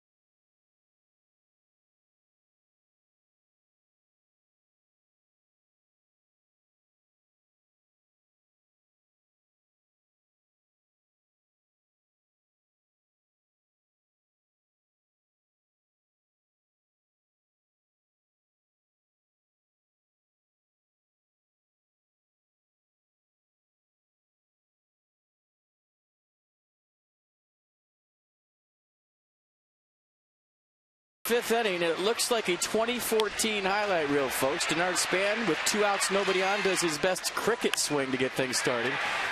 And then Ian Desmond shoots a double down the corner. Watch Denard run, he would score. Then Jason Worth picks up Ian Desmond, and then Ryan Zimmerman picks up Jason Worth. And watch Ryan Zimmerman at second base with his little celebration after he gets in there. Downshifting. The Nats have T-shirts that say Nats Car Racing on them, and I think that's what that was about. Do you think Scherzer has anything to do with that? I think Nats fans actually said it to him. Nats Car Racing. Justin DeFreitas, 27-year-old right-hander, 11th rounder. Back in 07, 54 games for the Phils last year. Solid year, 2.39. 318 and 5 appearances so far this year. Danny Espinosa, chopper left side. Third baseman can't cut it off. Galvis has played pretty strong defense in this series and throws out Danny, who's now 0 for 4 career against DeFreitas. I see 5th appearance for DeFreitas. ERA at 3.18. 7 strikeouts, around 5 walks. And he is a 3-pitch guy. Fastball, slider, change. The fastball, 2-seam, averages 90 miles an hour. Here's Dan Uggla, 0 for 2, couple of ground balls. They're going to shift on him like they did last time. He hit a ball up the middle, but Cesar Hernandez, playing on that left side of second base, threw him out.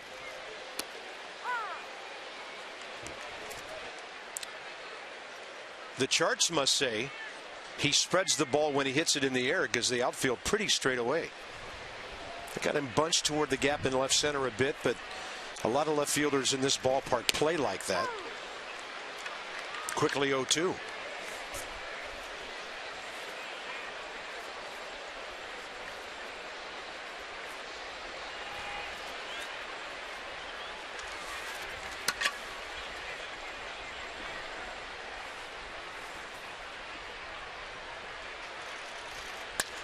Ugla right through the shift where the second baseman might normally be, and he has his fourth hit as a net. I'm sorry. All the shifting in baseball, and I understand that it's working, but I just love it when somebody beats a shift. I think it's so cool, especially when it's right where somebody would have been standing for 130 years. It's like you beat City Hall one. Yeah, it is. Yeah. And who's not for that? And I don't care who you are standing on that mound. If you're a pitcher and you get a ground ball that was supposed to be right at somebody, that's got to hack you off a little bit, doesn't it? Yeah.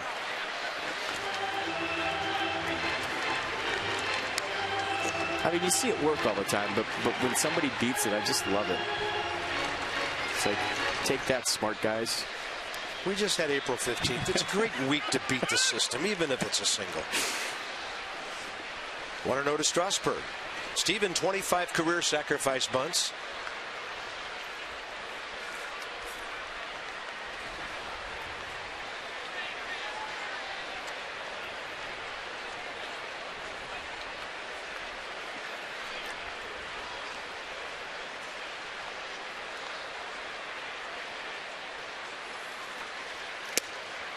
Foul tip.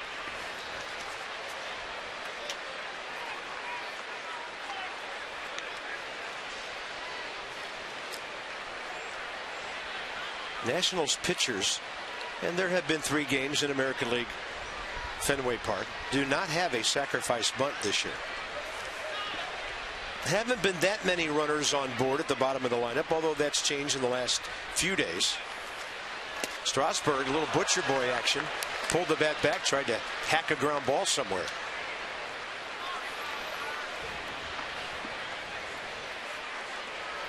He can handle the bat, and I like that play with a 3-run lead. Why not? Yeah, when you're ahead, you can do some things.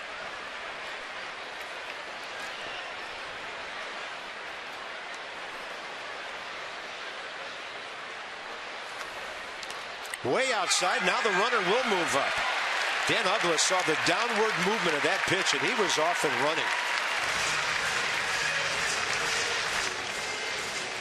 Well, there's your sacrifice bunt. Maybe now you let Steven Strasburg swing away? Sure, I would. Nobody out. He's still bunting probably, but 1 out. Why not go for career RBI number 14?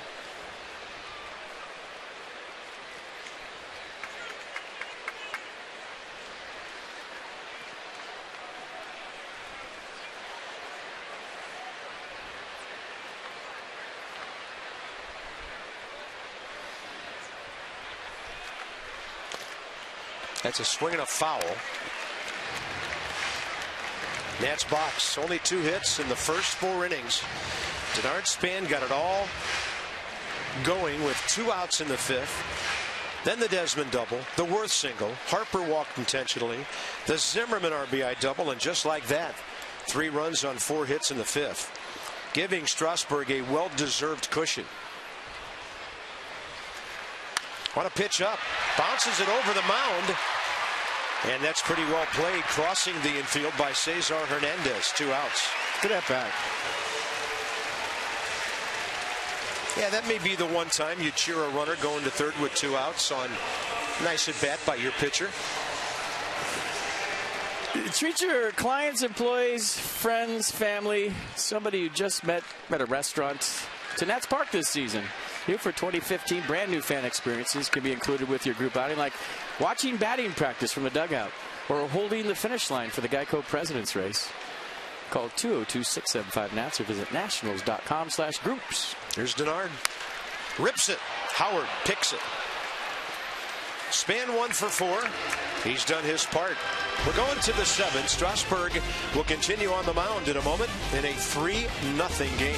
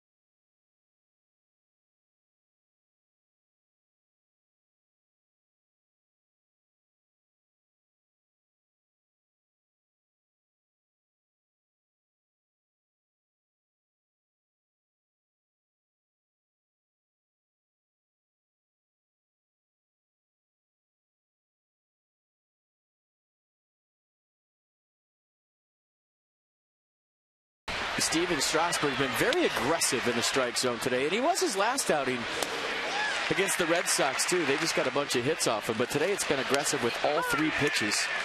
And he's been throwing strikes when he wants to, balls when he wants to. The art of pitching today by Steven Strasburg.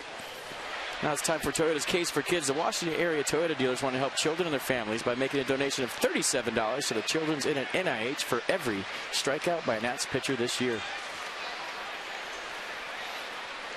Ryan Howard, Ruiz, Hernandez, top 7. That was important to leave Ryan Howard in the on-deck circle at the end of the 6th inning with 2 men already aboard on the fly ball by Jeff Francoeur. Right around the corner and in the side door for a strike. The breaking ball. Howard has hit a fly ball to right, struck out swinging.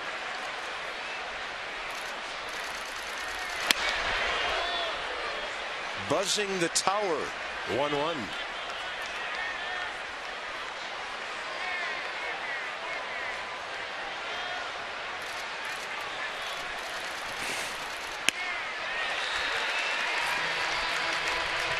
Another good changeup.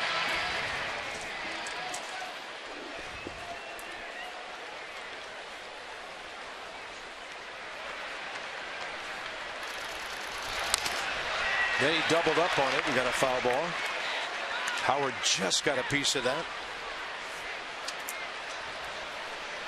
Ryan Howard career now 3 for 20 against Steven Strasburg with 1 RBI, 7 Ks.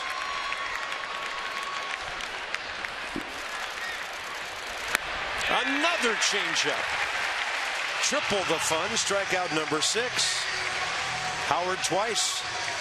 I mean, the word of the day is rhythm. And Strasburg and Ramos are on the same page on everything. You didn't see it right there, but Wilson Ramos wanted that changeup in the dirt, and Steven Strasburg put it exactly where his catcher asked for him. You see the release point way out in front, and Howard way out in front. Here's Ruiz. I'm telling you, everyone talks about Steven's fastball, but when his changeup is right, that's the pitch. His whole game, to me, revolves around the changeup. The curveball's a plus curve. The fastball's a plus fastball. But when the changeup is right and it looks just like his fastball, good luck. Yeah. It's not fair. Ruiz scorches one to center. Guess who's there? Denard Span, 2 outs. I'm just so impressed by the way Denard looked rounding the bases on that Desmond double. Okay, the word of the day today is, kids gather around. It's Kids Day at the ballpark. Optimism. Optimism. Matt Williams is playing along with us at home. Look at text 29292 for a chance of a meet and greet with Matt Williams. That's presented by Care First Blue Cross Blue Shield, who encourages each of us to take that first step towards a healthier and more active lifestyle. Well, we thought we heard a little more zip in his interview this morning. That ball trying to plug the gap, and it will, because it carries so far. Ground rule double off the bat of Cesar Hernandez, who has hit 1 major league home run, and he put a charge in that.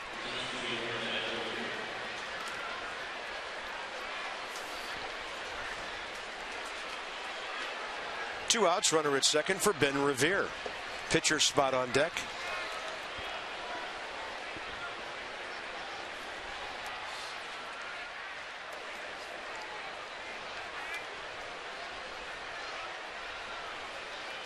Phillies get their bullpen working again.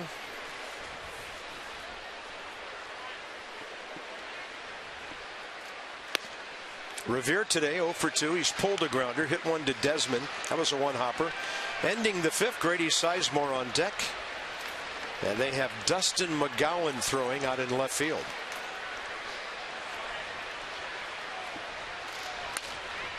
Revere around late. Very late.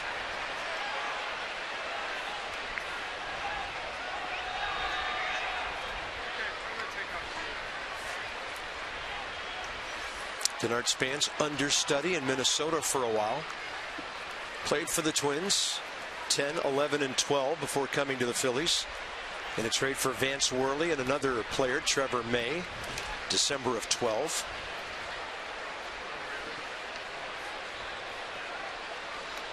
And the count's 1-1. Rivera around late again, but this one's on the ground.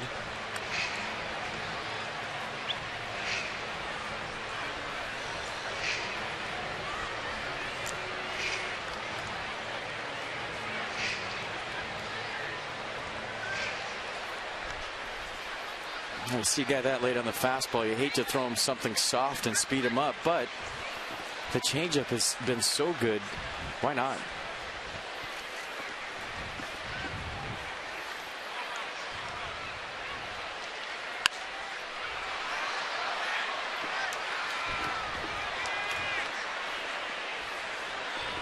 Steven threw 109 pitches, 1 out into the 6th inning at Boston, 83, 2 outs into the 7th today. Trying to win his 44th career game.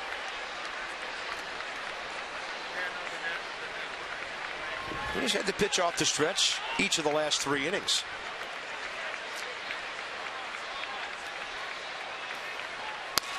Revere pulls it. Zimmerman scoops it to Strasburg. Great rhythm on that play.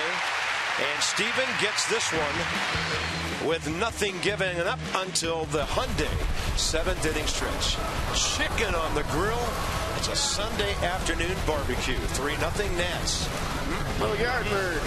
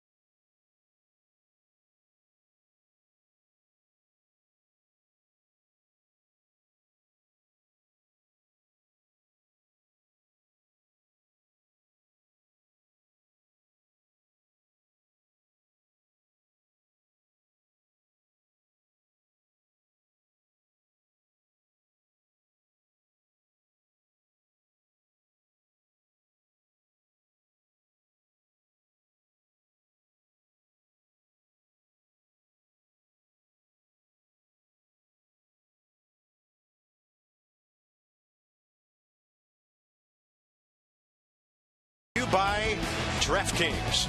Play daily fantasy baseball free on DraftKings.com. Enter promo code DUGOUT for free entry.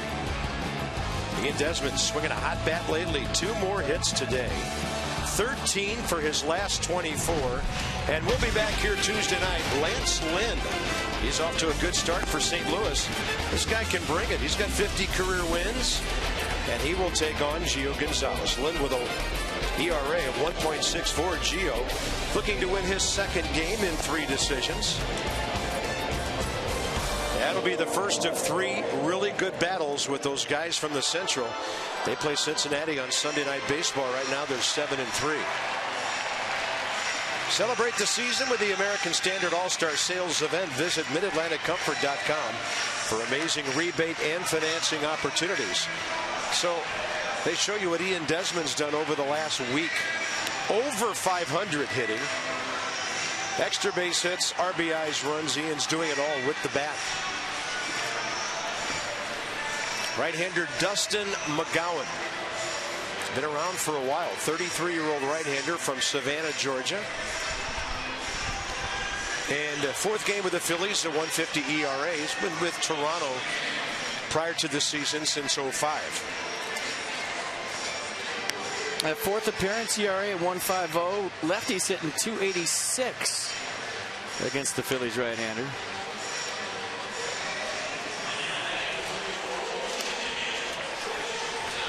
And the Nats will come up with 2, 3, and 4. Here's our Mazda do-up. And what they've done this series. Desmond, the out-and-out star of this series, Worth had a base hit for an RBI, a walk his last 2 times up, and Bryce Harper's been hitting the long ball. Now those guys will see fastball slider change from McGowan. Fastball average is 93.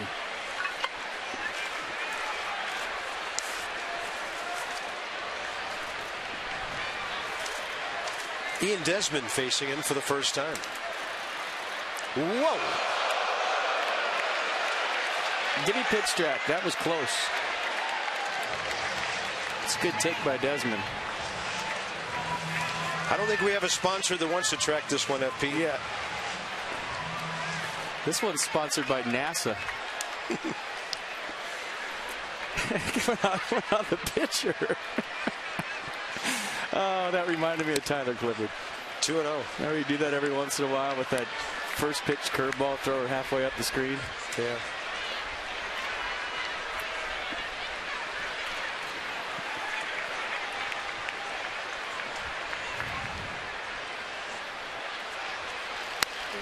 All-timer for the Nats. Years ago in Florida, left-hander Matt Chico threw a pitch over the first base dugout. It was not only high, it was way outside. Just a bit outside. Way outside. I remember when I think that's why they invented pitch track, actually, that pitch. I remember when they needed GPS for that, but I remember when Henry Rodriguez threw one halfway up the screen in Dodger Stadium. Yeah. Desmond going the other way. And Vin Scully said, "Oh, Henry." Rafael Martin. Strasburg threw 7 innings, only at 84 pitches.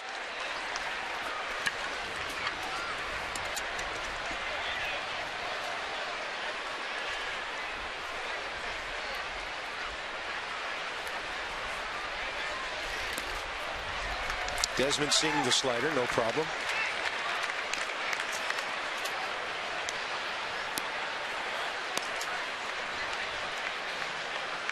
Dustin McGowan was a 12-game winner as a starter for Toronto back in 07. Pretty much a reliever for the last 4 years or so. Just buries that fastball, and Ian Desmond is on for the 3rd time. This game's not out of reach yet. He could be some base running action here, and Dan has more on Ian. Bob, fans might be wondering how Ian is reacting to his tough defensive start to the season. He again was stand-up yesterday with reporters after the game and said at the end of the year it's going to be good looking back at this knowing I made my way through it. His confidence, he's trying to keep it up. Matt Williams says we're going to keep running him out there every day and just trying to get him through this period. And Desmond said that there was one really cool moment during yesterday's game. After his tough 3rd inning, he came up to the plate after that and said he got one of the loudest cheers he's ever gotten from the fans. Said it's something that he's going to remember for a long time and thought it was a really cool thing. Well done, Nats fans. No, we're all rooting for him. And you know his numbers are going to be where they're always at. It's just scuffles in April for whatever reason. Worth facing McGowan for the first time. Defensively. Game moves fast. It'll slow down. He'll be fine. Keep an eye on Ian Desmond here. He's 0 for 1 running this year. The Nats have only stolen 2 bases. Tied with Milwaukee for fewest in the league. Worth got jammed. Out to Galvis. There's only one play for him, and he gets Worth at first.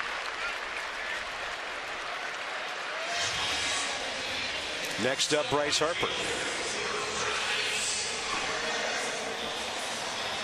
For every Nationals walk, Care First Blue Cross Blue Shield contributes $50 to support Girls on the Run DC. The Nats have drawn 41 walks for a total of $2,050. Care First Blue Cross Blue Shield encourages each of us to take that first step towards a healthier and more active lifestyle. Bryce Harper this year has 8 walks, and get this, folks, 5 of them are intentional. That's like Barry Bonds stuff this early in the season. 5 intentional walks. 8 walks in the last 5 games, 5 of them intentional.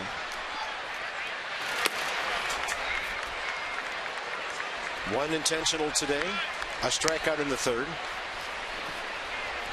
a walk in the 1st. That's a lot of intentional walks early on. That is.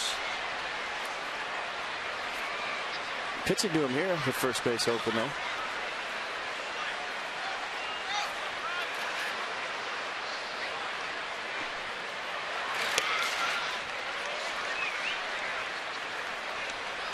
There's some of your work, Carp. It looks like the Panda. Are we playing the Red Sox again? Pablo Sandoval, ladies and gentlemen. That is pure genius. He is in a shift right now. The Panda is moving all over.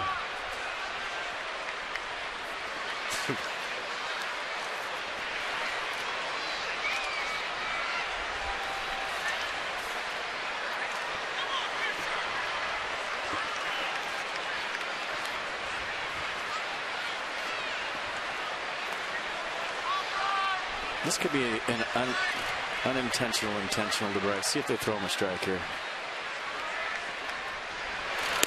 Yeah. 84 on the slider right in there.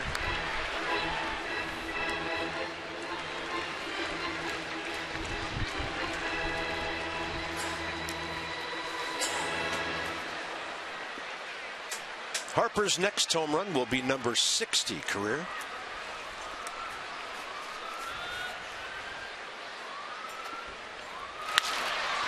In the air to left. The wind really pushing it.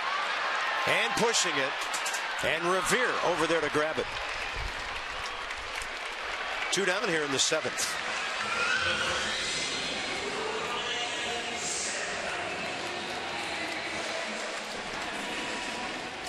All right, you know that the defending champions, we've covered that. Check. They are in their white jerseys through the 27th.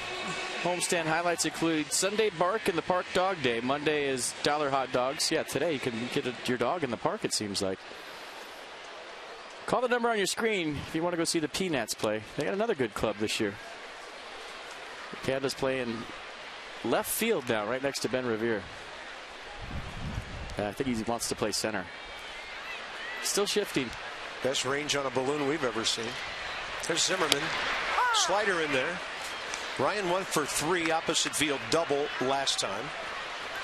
So 4 extra base hits, 7 RBIs in Ryan's last 5 games.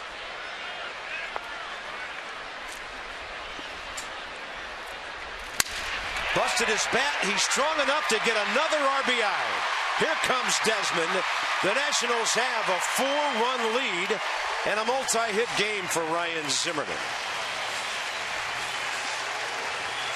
Nothing wrong with downshifting, huh? No, hands inside the baseball. Bat died a hero. He gets a 2-seam fastball up and in right off the pine tar. Did he hit that twice? I think he hit that ball twice. We got to see that again. I think it hit his handle, then his barrel. I've seen Hunter Pence do that. I don't know if Ryan Zimmerman just did. Did it hit twice? Once?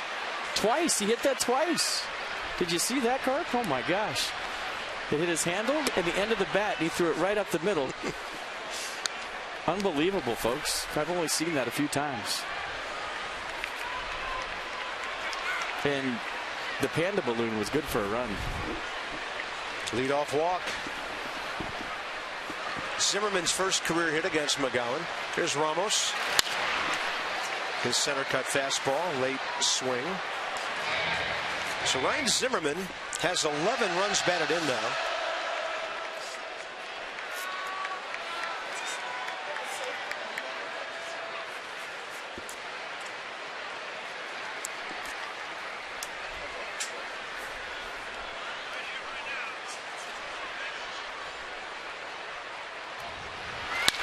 Fastball, well hit right center. Wilson Ramos has a 2-hit day. Line is moving. And guys, with good approaches going up the middle or the other way. That'll bring up Danny Espinosa. Well, you like to see a team with some fight with 2 outs, and there's been a lot of 2-out damage here today by the Nats. All of it. Yeah. All the runs driven in after 2 down. I'm still scratching my head about Ryan Zimmerman hitting that ball twice. If he doesn't hit it the second time, I think it's a tapper back to the mound. But the fact that it hit his handle, then his barrel kind of threw it into center field. It's just like, I've seen Hunter Pence do that. It's the only time I've ever seen it happen. Well, you know, usually on Sunday afternoons, this is a 2-stroke penalty. Watch this. Handle. Now watch it hit the barrel. barrel. How about that? That was a tapper to first, maybe. He redirected it up the middle for a 2-out single and an RBI. That was cool.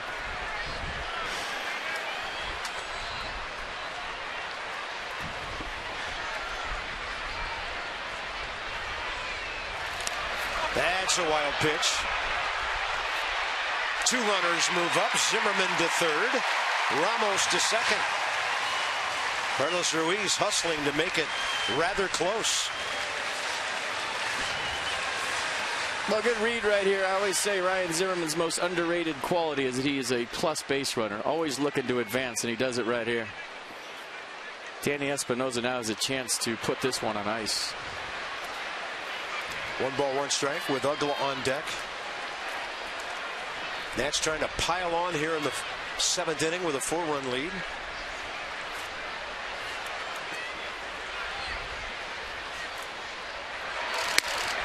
He was pumping, and it's 1 ball, 2 strikes.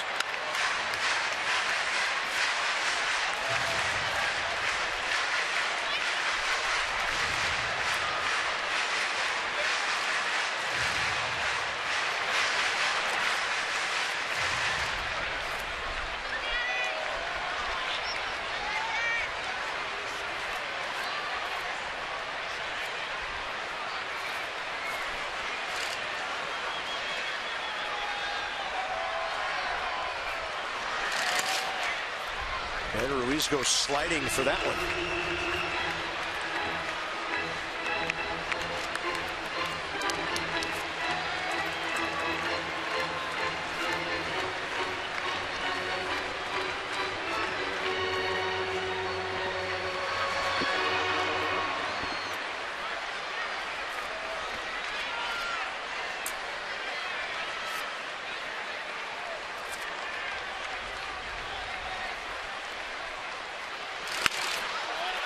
And Espinosa continues to fight. Danny 0 for 3 today. Couple of fly balls to left. A grounder to short. 2 hits, a homer, 3 walks in this series. He's hit safely in 5 of his last 6 games.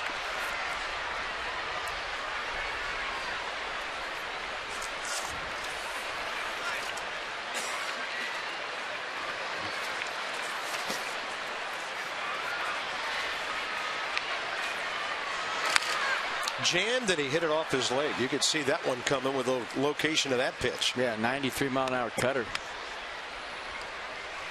And by the way, the Nats first 7 games with runners in scoring position, they hit 156 right off that right knee. Next 5 games, 341 for this offense, and Espinosa has been in the middle of some of that.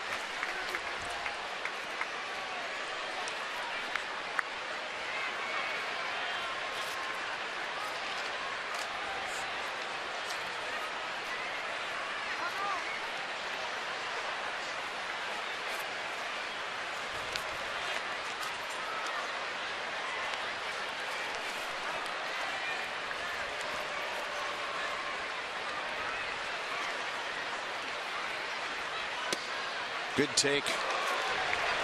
I saw a little body English on the part of the umpire there. Vic Carapazza thought about it. So the runners in scoring position averages on the rise. Breezy day. It looks like Espinosa's having trouble with his contacts right now. Playing with his right eye in between every pitch.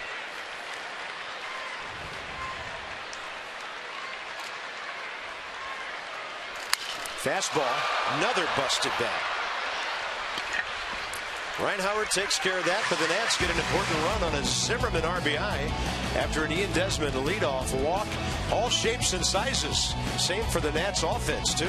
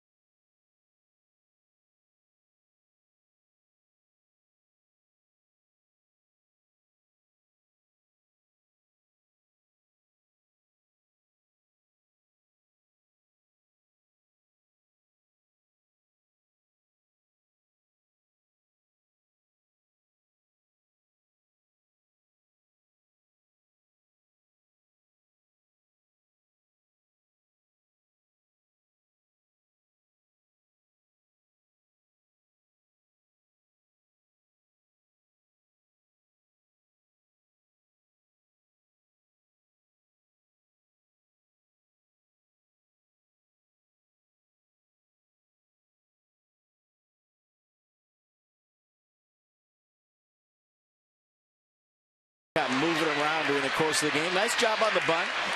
Takes his time, stands up straight, and throws a bullet to Ryan Zimmerman. And this is just a dandy right here. I don't care if you've been playing third base all your life. This is a guy that's only been over there for a second, finding the fence, going into a slide, 2 hands. Beautiful play.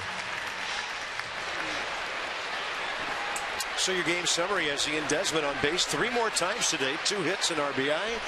Ryan Zimmerman continues to drive in lots of runs. Strasburg has pitched beautifully. He's averaging 14 pitches per inning. He takes on Grady Sizemore, pinch hitting. Top of the 8th, rolls around. Change up for a strike. Grady Sizemore 1 for 5 career against Steven, and 1 for 3 with an RBI in this series. See if Strasburg smells the finish line. Well, I think the number of pitches in this frame will determine, as we mentioned, his other career complete game, a shutout on a Sunday against the Phillies.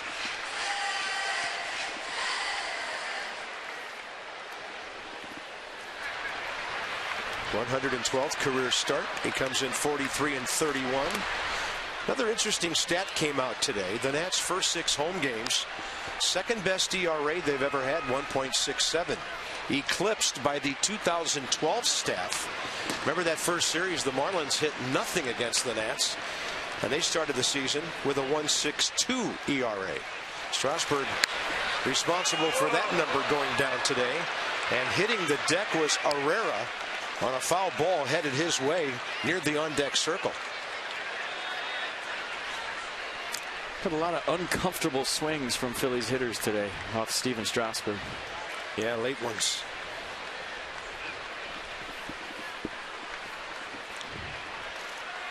Swing and a miss on 95 upstairs. Strikeout number 7. Steven may not make 10 today. He has had 4 career games of 10 strikeouts or more against the Phils. Well, if he makes 10, he might not finish the game. You're hoping for some quick outs if you're Matt Williams and Steven Strasburg at this point. But like I said, he's throwing balls when he wants to, too. Elevating right there with 2 strikes to Grady Sizemore, gets the swing through. And I think that was 95.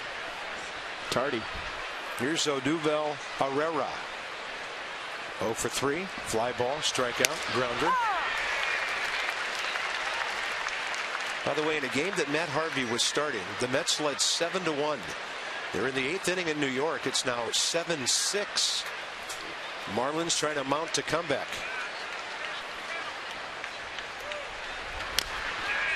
All slammed off the left mid of Ramos. Wilson shaking his hand after that one.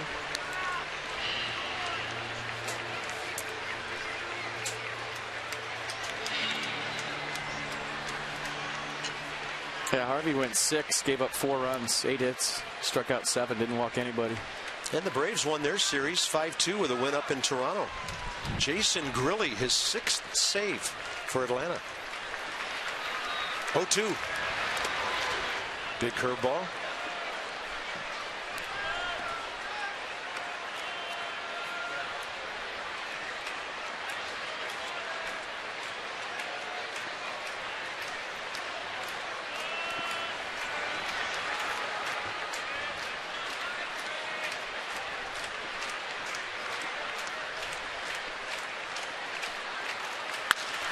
Challenge fastball. It's in the air and slicing away from Denard Span. So the Nats couldn't keep Herrera hitless today.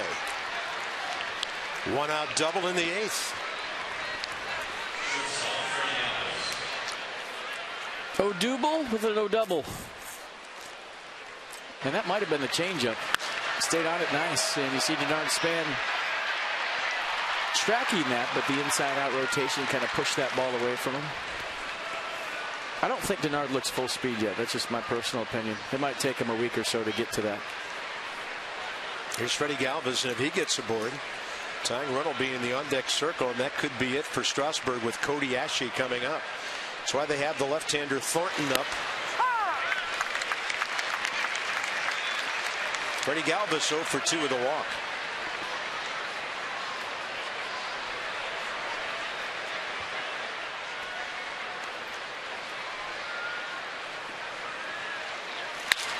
Up the middle, base hit. Herrera will score. It continues to be the contact hitters for the Phils, giving the Nats pitching staff problems in this series. Power guys have done nothing. Well, for now, no movement from the dugout, and here comes Matt Williams. That's it. Should get a nice round of applause here as he leaves the field. Steven Strasburg was awesome today. As good as we've seen him in 2015, and they're already standing, folks. 5 hits all day, 95 pitches.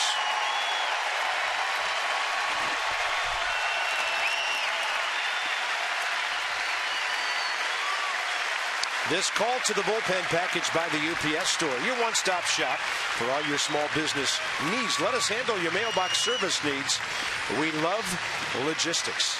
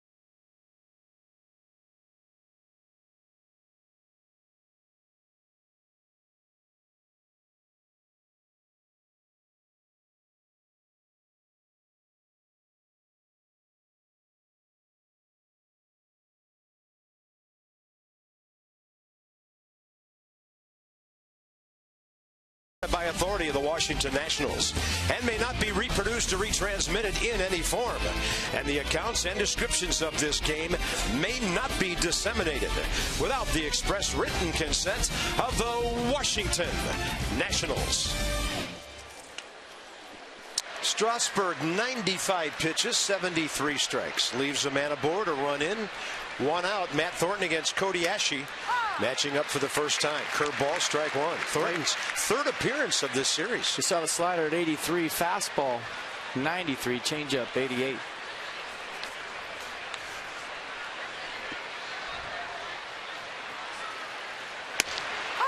.93 to the corner. Boy, Ashley didn't like that call. 6th appearance, CRA 0.00, and lefty's hitting just 143. Righty's nada.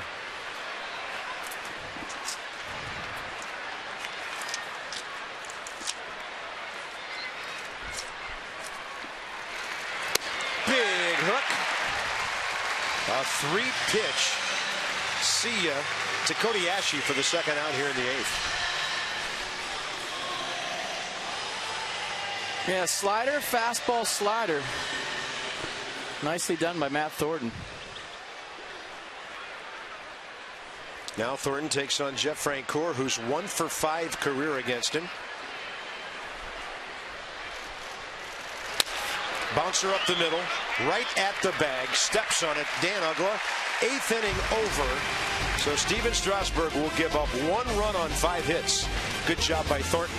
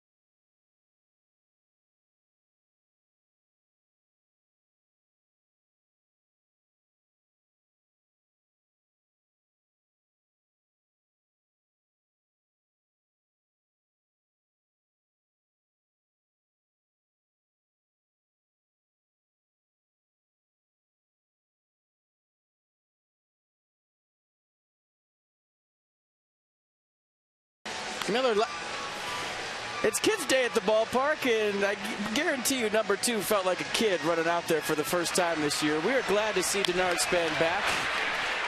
And he checked in his 3rd at-bat with a base hit. He would go on to score and put the Nats up top 1-0 on the Ian Desmond double down the left field corner.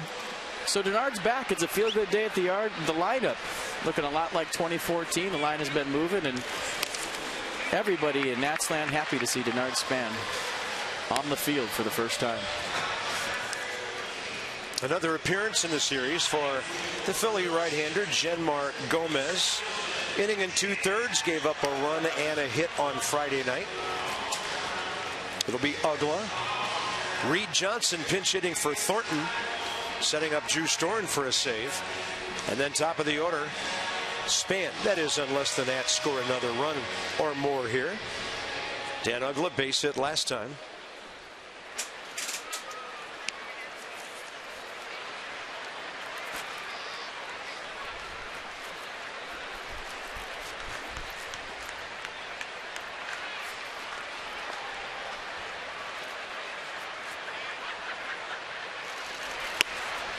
Ugla popped up against Gomez in the 7th inning on Friday night. Reed Johnson.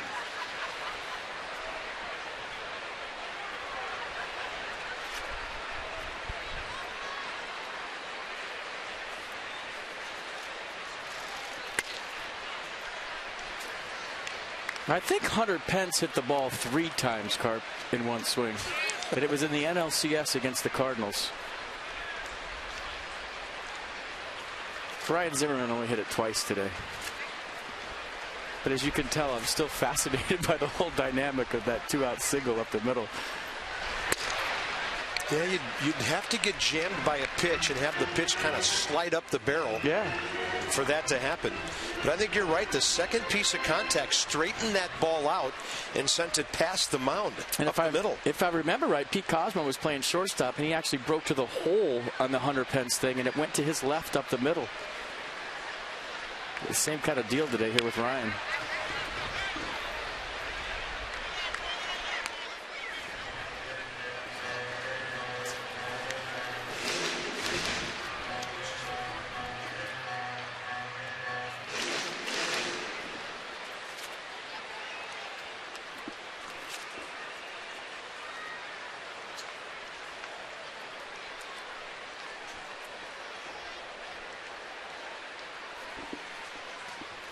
By the way, Matt Thornton did the kind of inning-ending relief job you want to see late in the ball game. 4 pitches, 4 strikes. Sean Burnett-like, uneventful, boring. Struck out Ashe, got Frank Gore on the first pitch.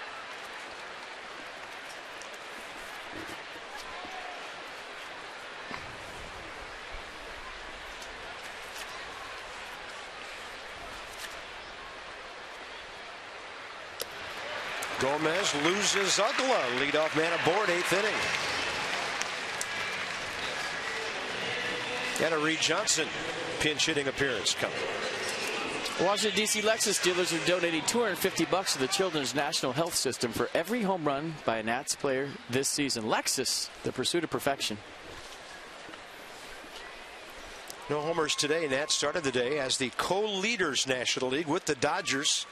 14 home runs in 12 games. Here's Reed Johnson, 0 for 3 career against Jenmar Gomez.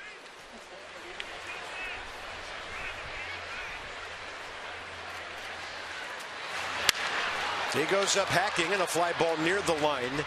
Jeff Francoeur catches it while it's fair. 1 out. Next, Denard Span. Dan Colco, FP Santangelo, Bob Carpenter. Hope you're enjoying this one on Masson today. It's been a good day for the Nats. Great day for Strasburg. 1 out into the 8th inning. 1 run on 5 hits. Drew Storen's going to have to nail this thing down. He'll probably pitch. Whether the Nats add another run or not, they lead 4-1 right now. Great crowd, 36,631. The Nats are averaging just over 31,000 a game for their first 7 home games. Big at bat for a hitter. Well, Tanner Roark, maybe in case they do get an extra run, although Tanner could be just throwing on the side. There's a day off tomorrow, and Drew hasn't pitched since he saved the ball game Thursday. So Tanner's throwing. That'll be interesting. They score a run, and it's not a save opportunity, probably. I was just thinking, do they want Storen not working for 5 days going into a series against a team like the one coming in on Tuesday? So we'll see. That'll be interesting. I'm starting to say it was a big at bat for Denard. 2 for 5, way better than a 1 for 5.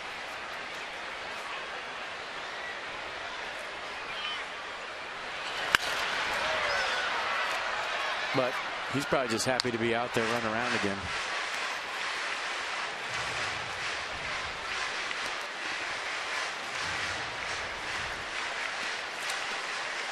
Ben Revere had 162 singles among his hits. Denard a lot more extra base hits than Ben. And then Hunter Pence right there with 180. 39 doubles, 8 triples, 5 home runs for Denard last year. Span left field line. He never moved, so we knew it was going to be foul. Hit over 300 for the first time in his career. Career high 31 stolen bases. Only caught 7 times. Yeah.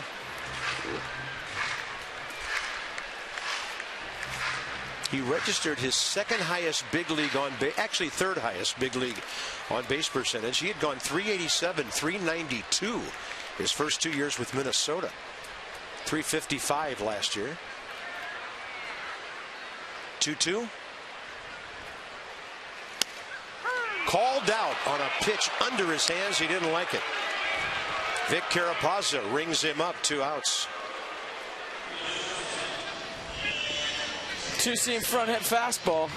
Did it come back is the question. Pitch track didn't think so. Tough call. Neither did Denard. Here's Ian Desmond, 1 for 2 career against Gomez. 2 for 3 today. An RBI, 2 runs, a walk.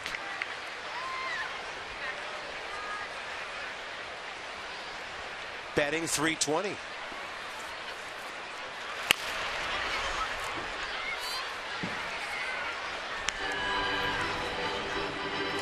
So Desmond is now 13 for his last 24 over 6 games. He's 16 for 50 overall.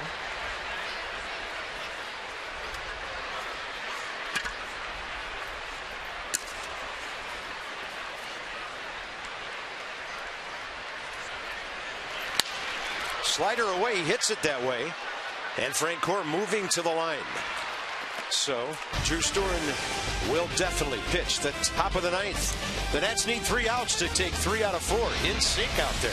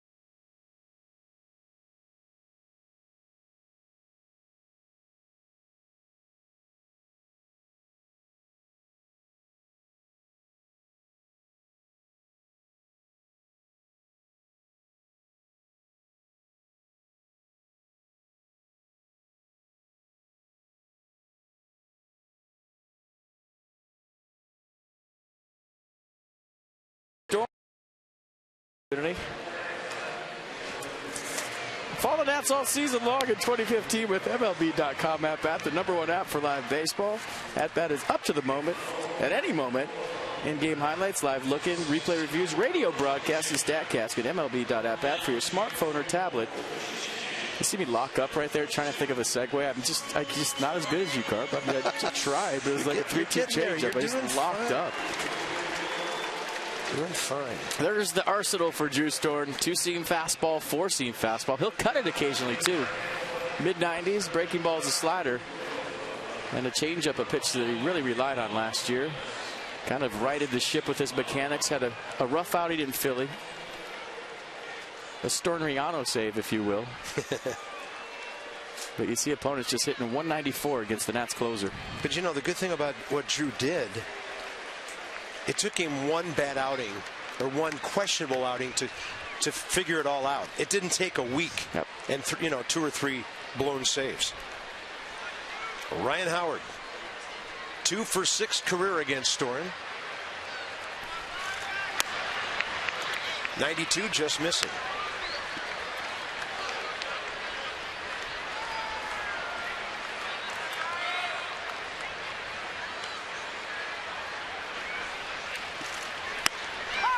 Changeup. Look at the dipsy doodle action on that. It's all about that little pause. I was talking to him the other day about his mechanics at the very top, and that's where he gathers himself and stays over that back leg. At times he'll push off that back leg a little bit too soon and drift toward the plate. And when he drifts toward the plate, now his release point is a little bit further back, and that's when you see the fastballs up and away to lefties. But watch how this little pause right there. It's a gather, and he keeps his head still back. And he told me a key is driving his head right toward the target. If he drives his head right to the glove and he keeps it on line, the pitch usually just follows as a byproduct. Ryan Howard to left, and that'll fall in front of Jason Worth. Carlos Ruiz next. Howard's 3rd career hit against Drew Storen. Ruiz is 3 for 10 against him. Lance Lynn is 1-1 with a 1.64 ERA. Gio is 1-1. They will battle it out game 1 of that St. Louis series here on Tuesday night.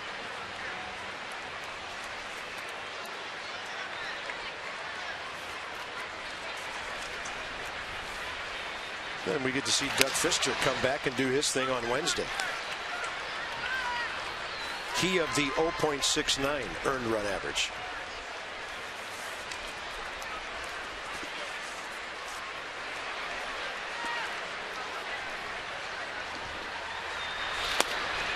Two and 0.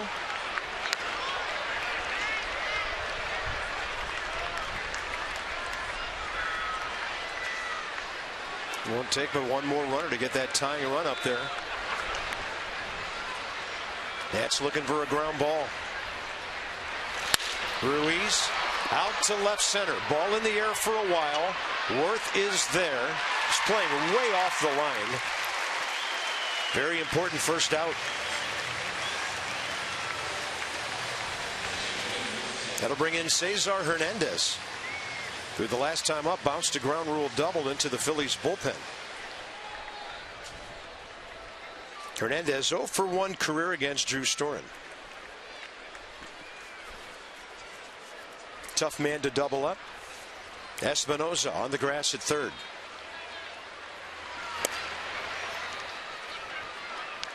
You see how he kind of speeds up the lower half with the runner on. There's not that big delayed pause at the top, even though Ryan Howard's not going anywhere down by 3.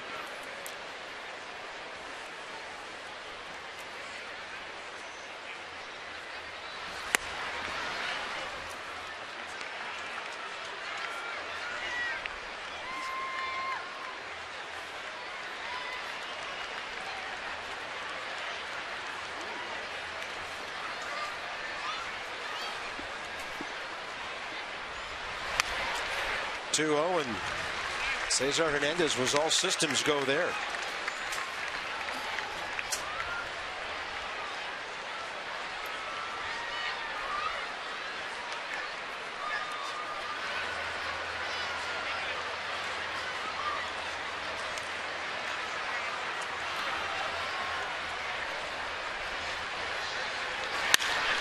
That ball lashed to right, and that's well hit. Harper back to grab it at the edge of the track. Bryce turning one way, then the other. 2 down. That's a great play. And sometimes, as an outfielder, you break and you open up the wrong way, but it's how you correct it. Watch Bryce Harper. He breaks the wrong way, then turns, finds a baseball on the run. I mean, you do drills like that in spring training where Tony Tarasco will have him run one way, throw the ball over the other shoulder, and you have to make the adjustment. That was textbook. Drew Storm appreciates it. Great play by Bryce Harper. Or this one could have got weird in a hurry. Yeah, here's the number 8 hitter, Ben Revere.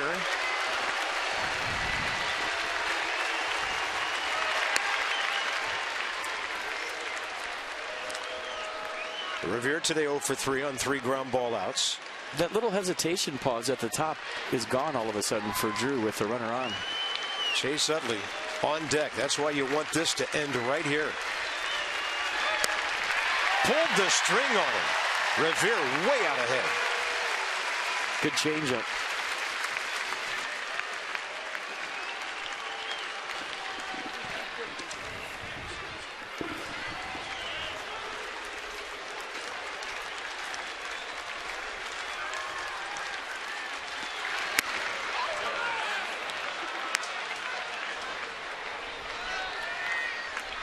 Nats lead 4-1. They led 3-0 in the 5th, 4-0 7th. Phillies are running the 8th.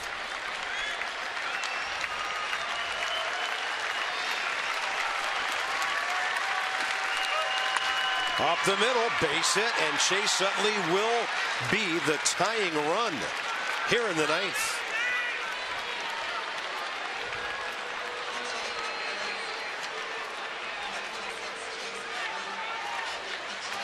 Well, you were hoping Chase Utley would get out of town before his luck turns. He's a hard luck 0 for 12 in this series and 0 for his last 17. Against Drew Storen, career 2 for 4. Well, you know what's coming. I always say it. You know, make him beat you the big part of the ballpark. The ball right. Not carrying the left field at all. He represents a tie and run. He's got pull side power.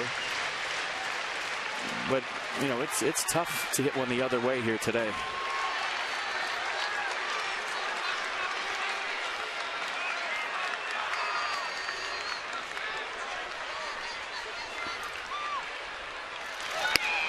Ooh, change up and in for a strike. Don't throw another one there, Drew. Well, he's sitting first pitch fastball, locked him up with the change, but yeah, you're right, that was belt high.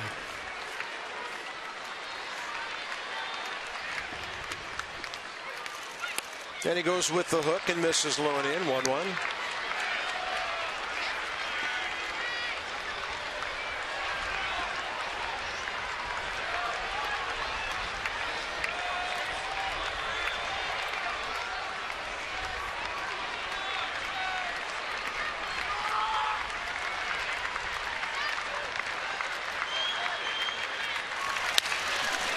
Off speed, and Drew picks it off, and the game is over. What a good pitch by Drew Storen. And the Nats take 3 out of 4 against the Phillies. That is just what they needed to do on this homestand to get things going. Yeah, win a series. You know, great pitching by Steven Strasburg. Welcome back to Nard Span. And what was the name of that old movie? Seems Like Old Times. Today felt like 2014, folks. It's a good feeling. Drew Storen, his 70th career save, 4th of the year. The Nats take 3 out of 4.